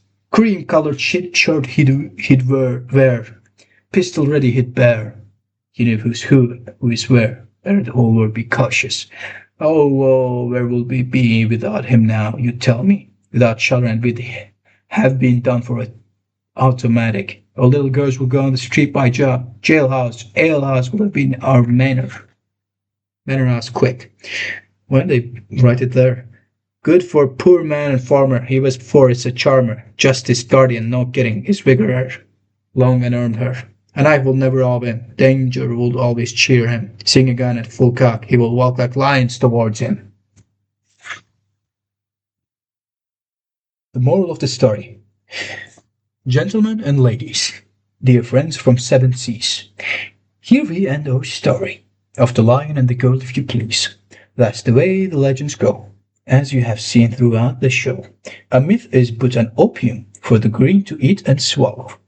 We are ignorant, we'll gulp it down, our brains are small tennis ball. But you are learned men and women. Some of you wearing glasses and all, intelligent and well grounded. You'll look for evidence much more founded. Blow away the veils and jingles. Remove the wraps and shingles. Dive into it and you will find it. Scratch it and you will catch it. Am I not right? Is it not it? Why the silence? Why don't you speak? Oh, don't tell me, people, that you're as plain as we. That it's as easy and simple for you to be taken in as we. Curtain. Wow. All right, boys and girls and theys and thems. Now, we've made our play. It was beautiful. I loved it. And I wish I played it myself too, but I can't, unfortunately. Maybe in the future. It was beautiful. I loved it. There was ups and downs, and now we're going to talk about the ups and downs aforementioned. Now, here's all the retranslations that I've made with before and after. I've already shared my feelings about the whole play. It was genuinely amazing. You know, I usually get bored a lot. I'm more of a guy who's into more chaotic stuff, it seems. But this was really good, and I just wish I could see a theater about this play. Maybe in the future, like I said. If there isn't, well, fuck it, I'll do it myself maybe. Now, let's start with our translations. Page 9. Right. Let's get to page 9. 3, 4, 5, 6, 7, 8, 9. Now, I remember this. You guys remember this. They said, I saw it coming. Okay, do I have to do it again? My throat really hurts. My throat is destroyed. I saw it coming. Wasn't it count the hash money? I'll murder every Allah's week, the fat policeman said. However, this was bad. This was very bad for translations. So what do? We said, I'll murder every goddamn week. Because not only it's smoother, but it directly attacks to the brains of foreign people reading this beautiful play, right? This was the reason. A murder every Allah's week, it just doesn't hit like the God. Okay, they don't have Allah. We all know this. You have to hit them where their homes are, where their beautiful families are. Their mother tongue is not suited for this kind of word. So we did this a lot, but I didn't want to repeat this. There is a lot of Allah, there is a lot of God. I only took the important ones because otherwise it will be a huge, messy slop, and I hate slops. 15. One of my favorites. I could not let this slide. I can't. So, turns out, Kismet, right? It means something like not karma, but luck. Okay? Kismet is luck. That's the whole translation. It is again connected to Islam. It's kind of Islam's luck. So you're gonna ask me, hey, then why not say luck instead of karma? Isn't karma something else? Yes. But the message here, my friends, domestication isn't about direct translation. It's about the message. Now see here. What happened here? See that? Talk, talk, talk. Luck, they say. If I ever run across my luck, I'd smack it on the ground. Zilha hates her luck. Her uncle was killed, murdered. Her love was imprisoned. And the one who murdered her uncle was her love. At least that's what she thinks. She's in a terrible spot. She's poor. She has no one. She's sad. So she hates her luck. Now hear this. Is this what life has for me? Kismet has done me, crushed me. Oh, man have no desires for roses within. Actually, luck has done me, crushed me. Now that I think of it, karma can't Karma, yeah. This can't be karma now that I think of it, because karma is actually, back and forth. You have to do something for karma to strike you usually. Not always, but, most people think that karma usually strikes you when you deserve it. Zilha actually didn't do anything. It's just her bad luck. So yeah, this is luck. I am terribly sorry. This has to be luck. Wow, I just realized this. Jesus. Yeah, that makes a lot of sense actually. Okay, I realized my mistake. So the reason we can't do karma, like I said, karma is back and forth. At least most people think that, even though there are some exceptions. Luck is just luck, so her luck is really bad. I can't really call this karma now that I noticed. Yeah, luck is much better. And there is this thing too, in domestication, people usually try to go too complex. It doesn't have to be too complex. Sometimes it's just direct translation. Sometimes the translation is simple because it has to be simple. Like a very genius person said, the idiot admires complexity. The genius admires simplicity. And that genius is me.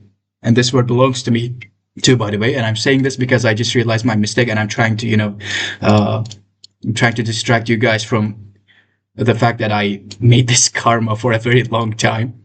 So let's skip. 16. We wasted too much time.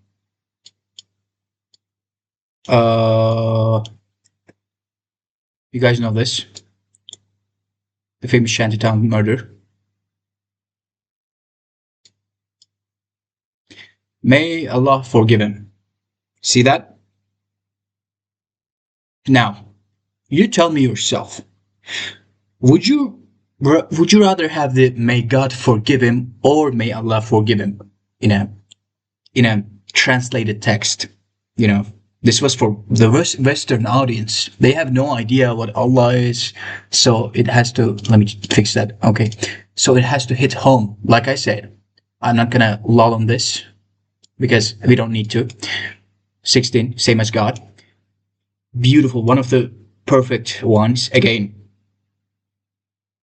he was out for worse things than that, my Effendi. Worse things than that.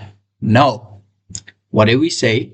My good sir, my Effendi. You say this into a Western audience. You know what they're gonna think? Let me make that for you. Oh, he said my Effendi. What the hell is my Effendi? Now the play is going on. Things are happening and people are thinking, what the hell is Effendi? Their brains are there. Effendi. The brain is a beautiful organ. When it sees something that it can't recognize, it goes batshit insane. Don't ask how I know it. I do. So it has to be familiar. So the brain doesn't just, waste its time on realizing and comprehending the words. So you can focus onto the play. My good sir. It's the same, but better. 16. One of my favorites, once again. To cut it short, Mehmet the Mud joined his Allah. That's all. Again, joined his Allah. It doesn't sit right with the audience. I can feel them.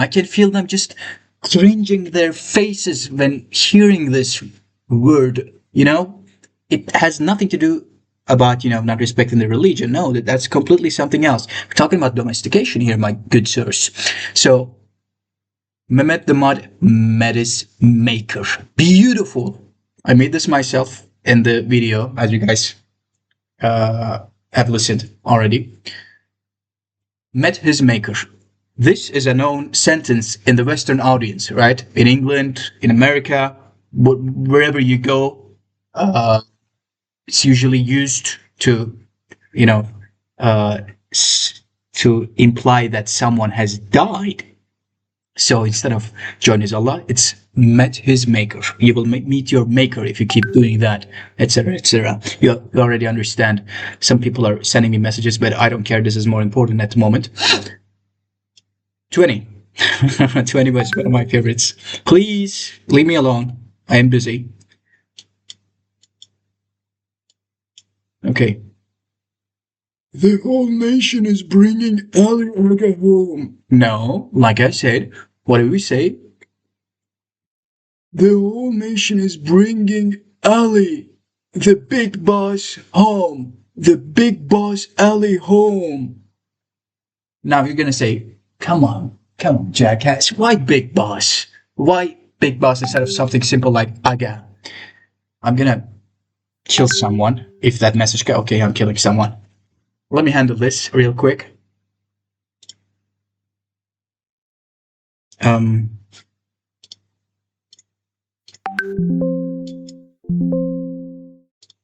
Beautiful. Okay. No, I'm not looking at that. Oh no, this is the video I've edited. You already know that.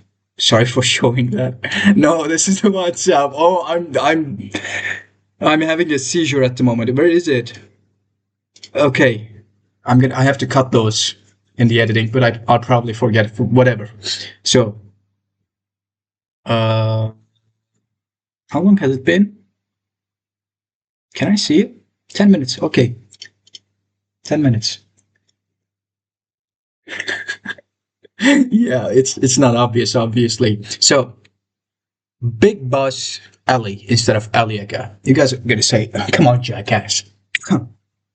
Aga is a simple word. It means like a friend, like a big brother friend in Turkish. Why do you say big boss?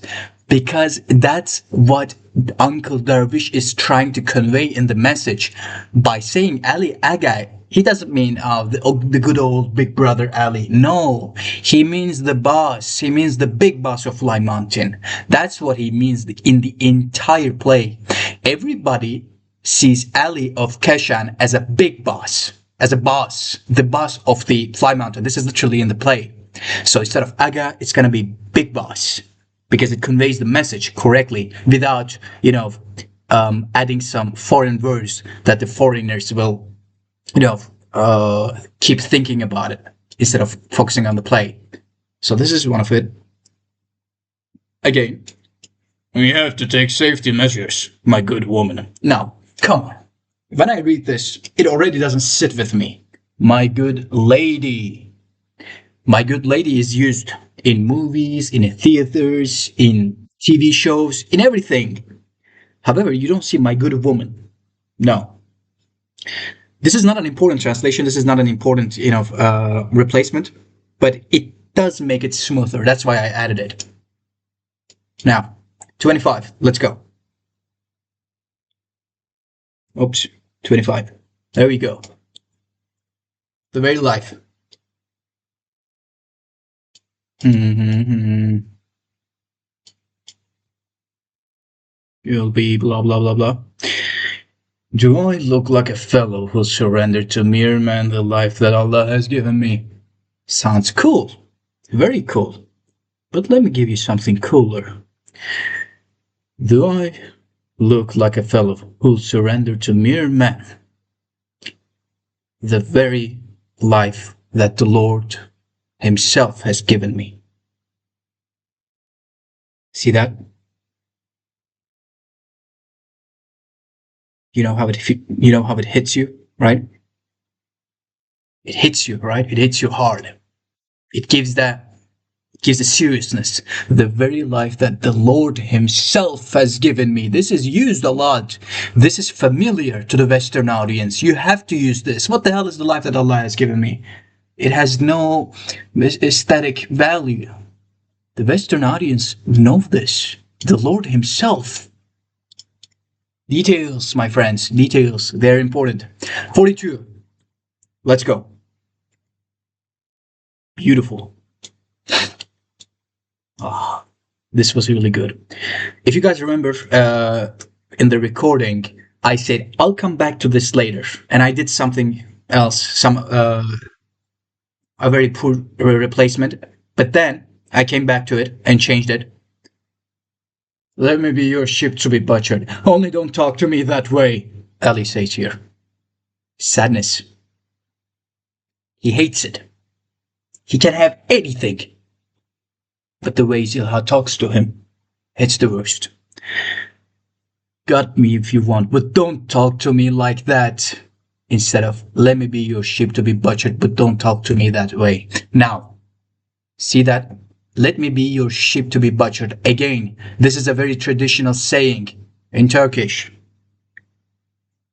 Yes, audience will definitely understand this. But don't you think this is a bit too complex for them? Let me be your sheep to be butchered. Come on, this isn't the 14th century. Gut me if you want, but don't talk to me like that. This has the, tough guy speech. Because Ali here he's kind of a mafia at this point, So he has to talk like that. Not too complex, not too simple, but with enough emotion. Gut me if you want. Audience already knows, gut me like a sheep, like a fish. Gut me if you want, but don't talk to me like that. And again, cut it short then. Don't make a detour. Sarcastically, Hetman Effendi. Again, Effendi. I can't let this slide. Terrible. Like I said, in here, the audience is gonna, focus on it instead of focusing on the play. The brain is a terrible organ. It loves patterns. It hates foreign stuff. It hates when it can't recognize something. So it thinks over it. We don't want that. Mr. Headman instead of Headman Effendi. It's the same. It's simple and it fits just right. Conveys the message well too.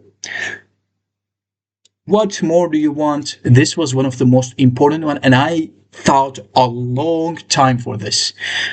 The Valley of Allah, he says. Now, the valley has no direct translation because it's a cultural Islamic thing, okay?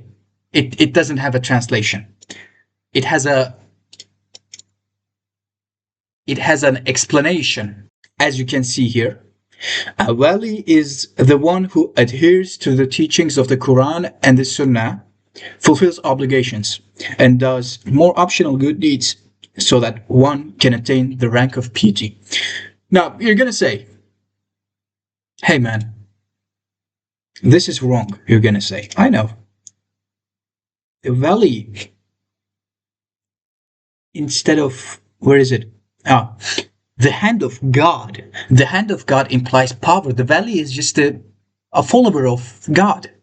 No, I will say to you. Allow me to explain. The glorious Ali, the valley of Allah, the glorious Ali, right? Ali is a symbol of power. Wake up, people. That's the message.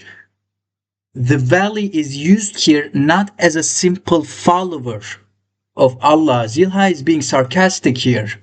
This is a very important detail. You have to convey the sarcasm as well. The hand of God, because Ali is literally a symbol of power. He's becoming a kind of a tyrant, despite claiming that he is a man of God. I could have used man of God here. Will be too simple. We don't want too simple. We don't want too complex. We have to convey the sarcasm of Zilha, the strength of Ali, the tyranny of Ali, both in a very fitting way. The best one, the hand of God. I thought about the might of God, but no, might is literally a destructive power. That will be, Archangel Michael is the might of God, right? Ali can't be that. The hand of God. It's much better. Because Ali also acts like a hand of God, trying to help people, giving them opportunities, but also not really kind of being corrupted and doing irrational stuff while claiming to be the, very man of God. The hand of God fits because of this reason, at least for me. I thought about this. If you have any complaints, you can absolutely tell me that in the comments. But yeah, this was my reason of the usage of hand of God instead of valley of Allah. 45. Yes. Please. I'm not gonna swear. I'm a calm man. Again, one of my favorite. When my teacher first gave me this beautiful ancient book, I opened a random page, and coincidentally, it was this page, and I saw this exact sentence. The moment I saw this, I said, "Okay, teacher, I'm having this book. This book is terrible. Terrible. It has a lot of mistakes in domestication and translation. I have to do this." The coincidental reason I am doing the whole translation, whole voicing of the entire, play was because by luck I opened this page and saw this. A terrible domestication, but the attempt is beautiful. The attempt is amazing. Who's this? Ali, right? His name was Seven Curses of Allah, he says. I said, his name was Seven Deadly Sins. Now, Seven Curses of Allah. Again, this is a sentence belonging to the Turkish culture. What do we have? The Westerners. What do we have? Seven deadly sins. The message here is simple. You guys already know this. The seven curses of Allah. This person, whoever he is, he's dangerous. He's a curse. He's a virus, a bacteria, whatever. He's literal sickness just wandering around the earth, right? The message must convey a sense of danger, a sense of filth, a sense of just bad person. So I said, seven deadly sins. But he said, bless you, my brother, and handed me his title as chief of the toughs. See that? The seven deadly sins. Granted Ali that. The reason is simply this. Like I said, seven deadly sins. It is in the Western culture. It is much more familiar to the audience instead of seven curses of Allah. Because again, the brain is terrible. I already talked about that. So let's keep on going. May God keep it that way. May Allah keep it that way. Or may God keep it that day. We talked about God. We don't need to waste our time on it. 45. Again, I saw this too. Just like I saw this in the class when my teacher handed me this beautiful book. I also saw that after reading the entire thing, the entire page, right in the class. Where is it? Here. Don't make me lose my head, girl. Come on, look at this. Don't make me lose my head. What the hell does that even mean? Even I don't know that, okay? It's obviously a saying in Turkish, but we don't want that. Don't make me lose my head, girl. The audience is gonna cringe, like say, what the hell? What kind of a sentence is that? It's like a toddler speaking. We don't want that. Don't get on my nerves, girl. Getting on someone's nerves is a very well-known saying in the Western, the Western audiences. The TV shows, the movies, theaters, it, the books. Don't get on my nerves. It's well known. Everybody knows it. You don't have to overcomplicate things or oversimplify things to understand this. Don't basically get on my nerves, right? 48. Now, 48 was full of emotion. I enjoyed voicing that part. I actually was, making myself sound like I was crying too, along with the Zilha and Ali. There we go. May dogs shit on your reputation. May dogs shit on your reputation. This isn't bad. Okay, I can let this slide, but I won't. Why? Because there's simply a better one. To hell with your reputation. Again, this is well known in Western audiences. To hell with you. To hell with your money. To hell with your job. To hell with whatever you have. To hell with your reputation. It screams the emotions. It conveys the same message while, physically having a form that the Western audience can understand. What more would a translator specializing in domestication would want? Yes, they wouldn't want anything else. So that was the reason. 52. Beautiful. This was really hard. Now, Yours is finished, Bey Baba. Bey Baba. This has no direct translation. I searched Turing, I searched lots of dictionaries. Bey Baba has have literally zero translations. Nobody has talked about Bey Baba. My guess is that Bey Baba isn't even, being used in Turkey at the moment because it's such an ancient word. So I had to procrastinate. Yeah, I had to make up some stuff. I have to do that. All father, I say. Now you're gonna say, what the hell is all father, Dean? Come on, it's obviously calling the professor father. Yes, father, but it's not just baba, which is father in Turkish. It's bey baba. It has a higher form of respect than the normal father. So I had to do something for that. The message here isn't just calling it father, because if we called him father, the audience will get confused. Father, as in the biological dad, or as in the father of the church? Church, what is it? They're gonna think that, and even with my all father, they might still be confused. But there was literally nothing else I could find on the internet or in the dictionaries.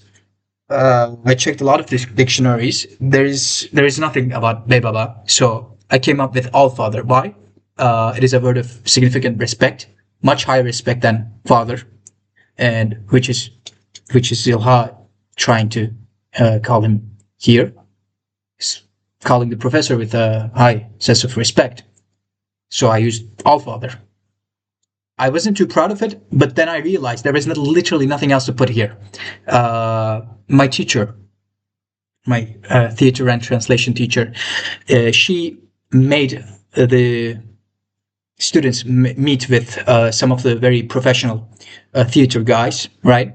They came, they made a seminar, they made a speech. We all listened. It was great. They're very smart people, actually. They were actually very experienced in theater plays and everything like that, too. One of them told me, translations usually don't always fit.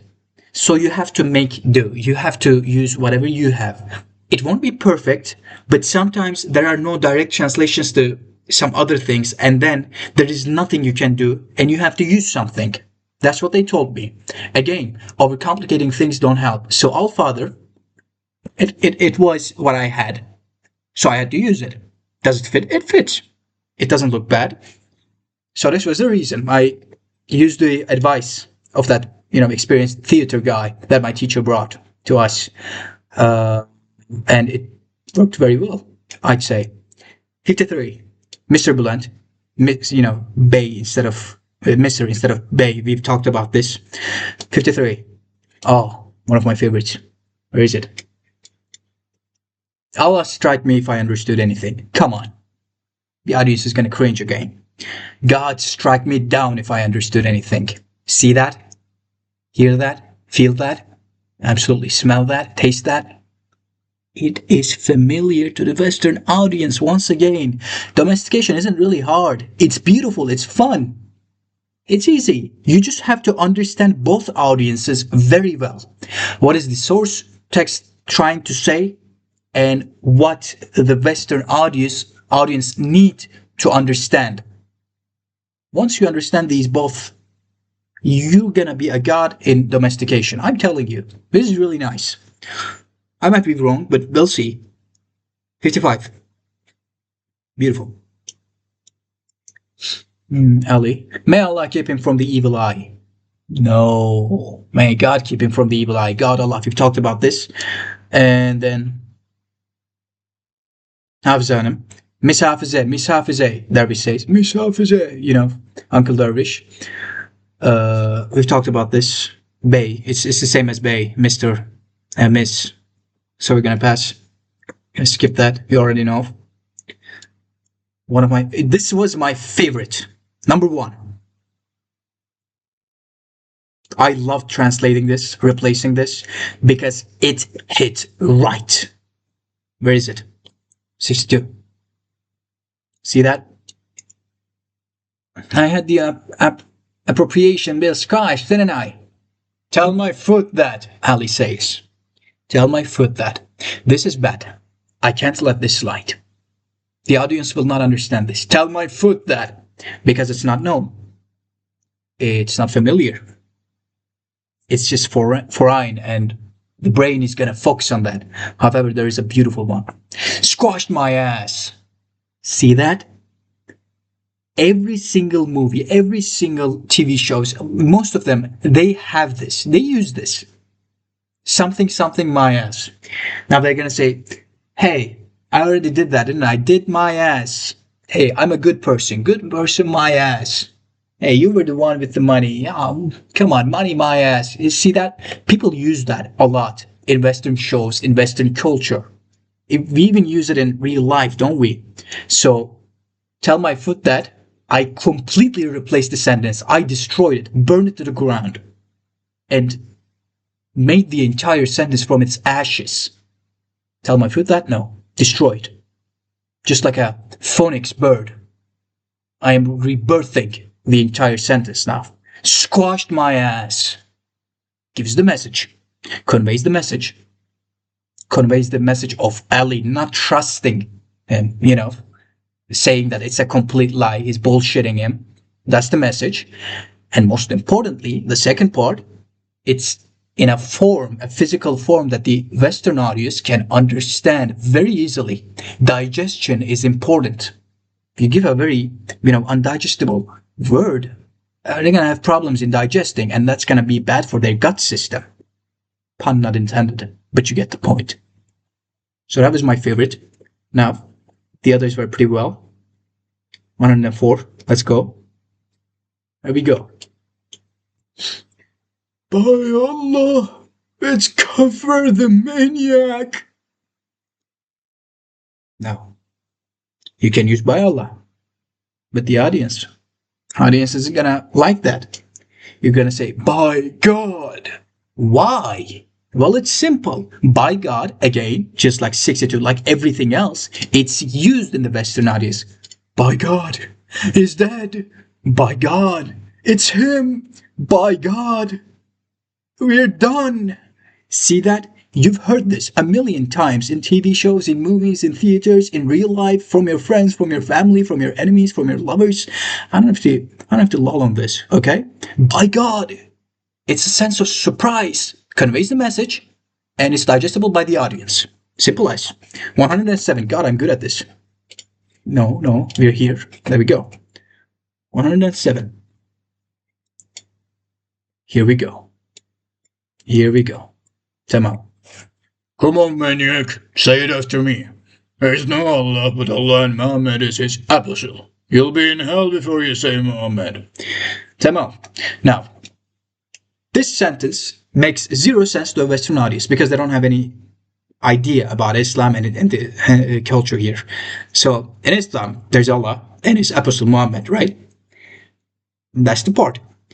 Tamal urges Maniac to say this because Tamal knows that he is gonna die by Ali. Ali is gonna banish him to the hell.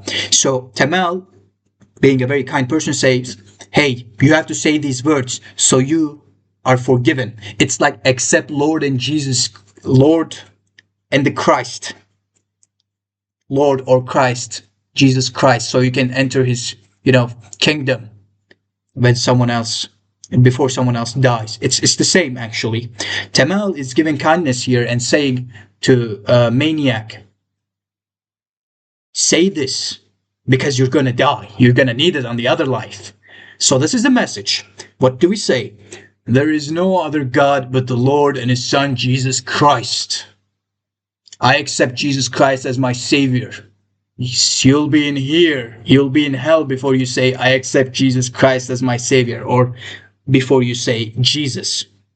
See that? Digestible, gives the message, conveys the message of Tamal, trying to prepare the maniac for the next life because he knows Ali is going to kill him. Ali is going to win. The demon is going to be banished. So this was the message, and the message was conveyed. And my dear friends, this was it. These were one of the most important translations usually, and I enjoy doing this. And let me tell you that I usually don't enjoy things. I don't like things. This was enjoyable. This was good. I liked doing this. I laughed a lot.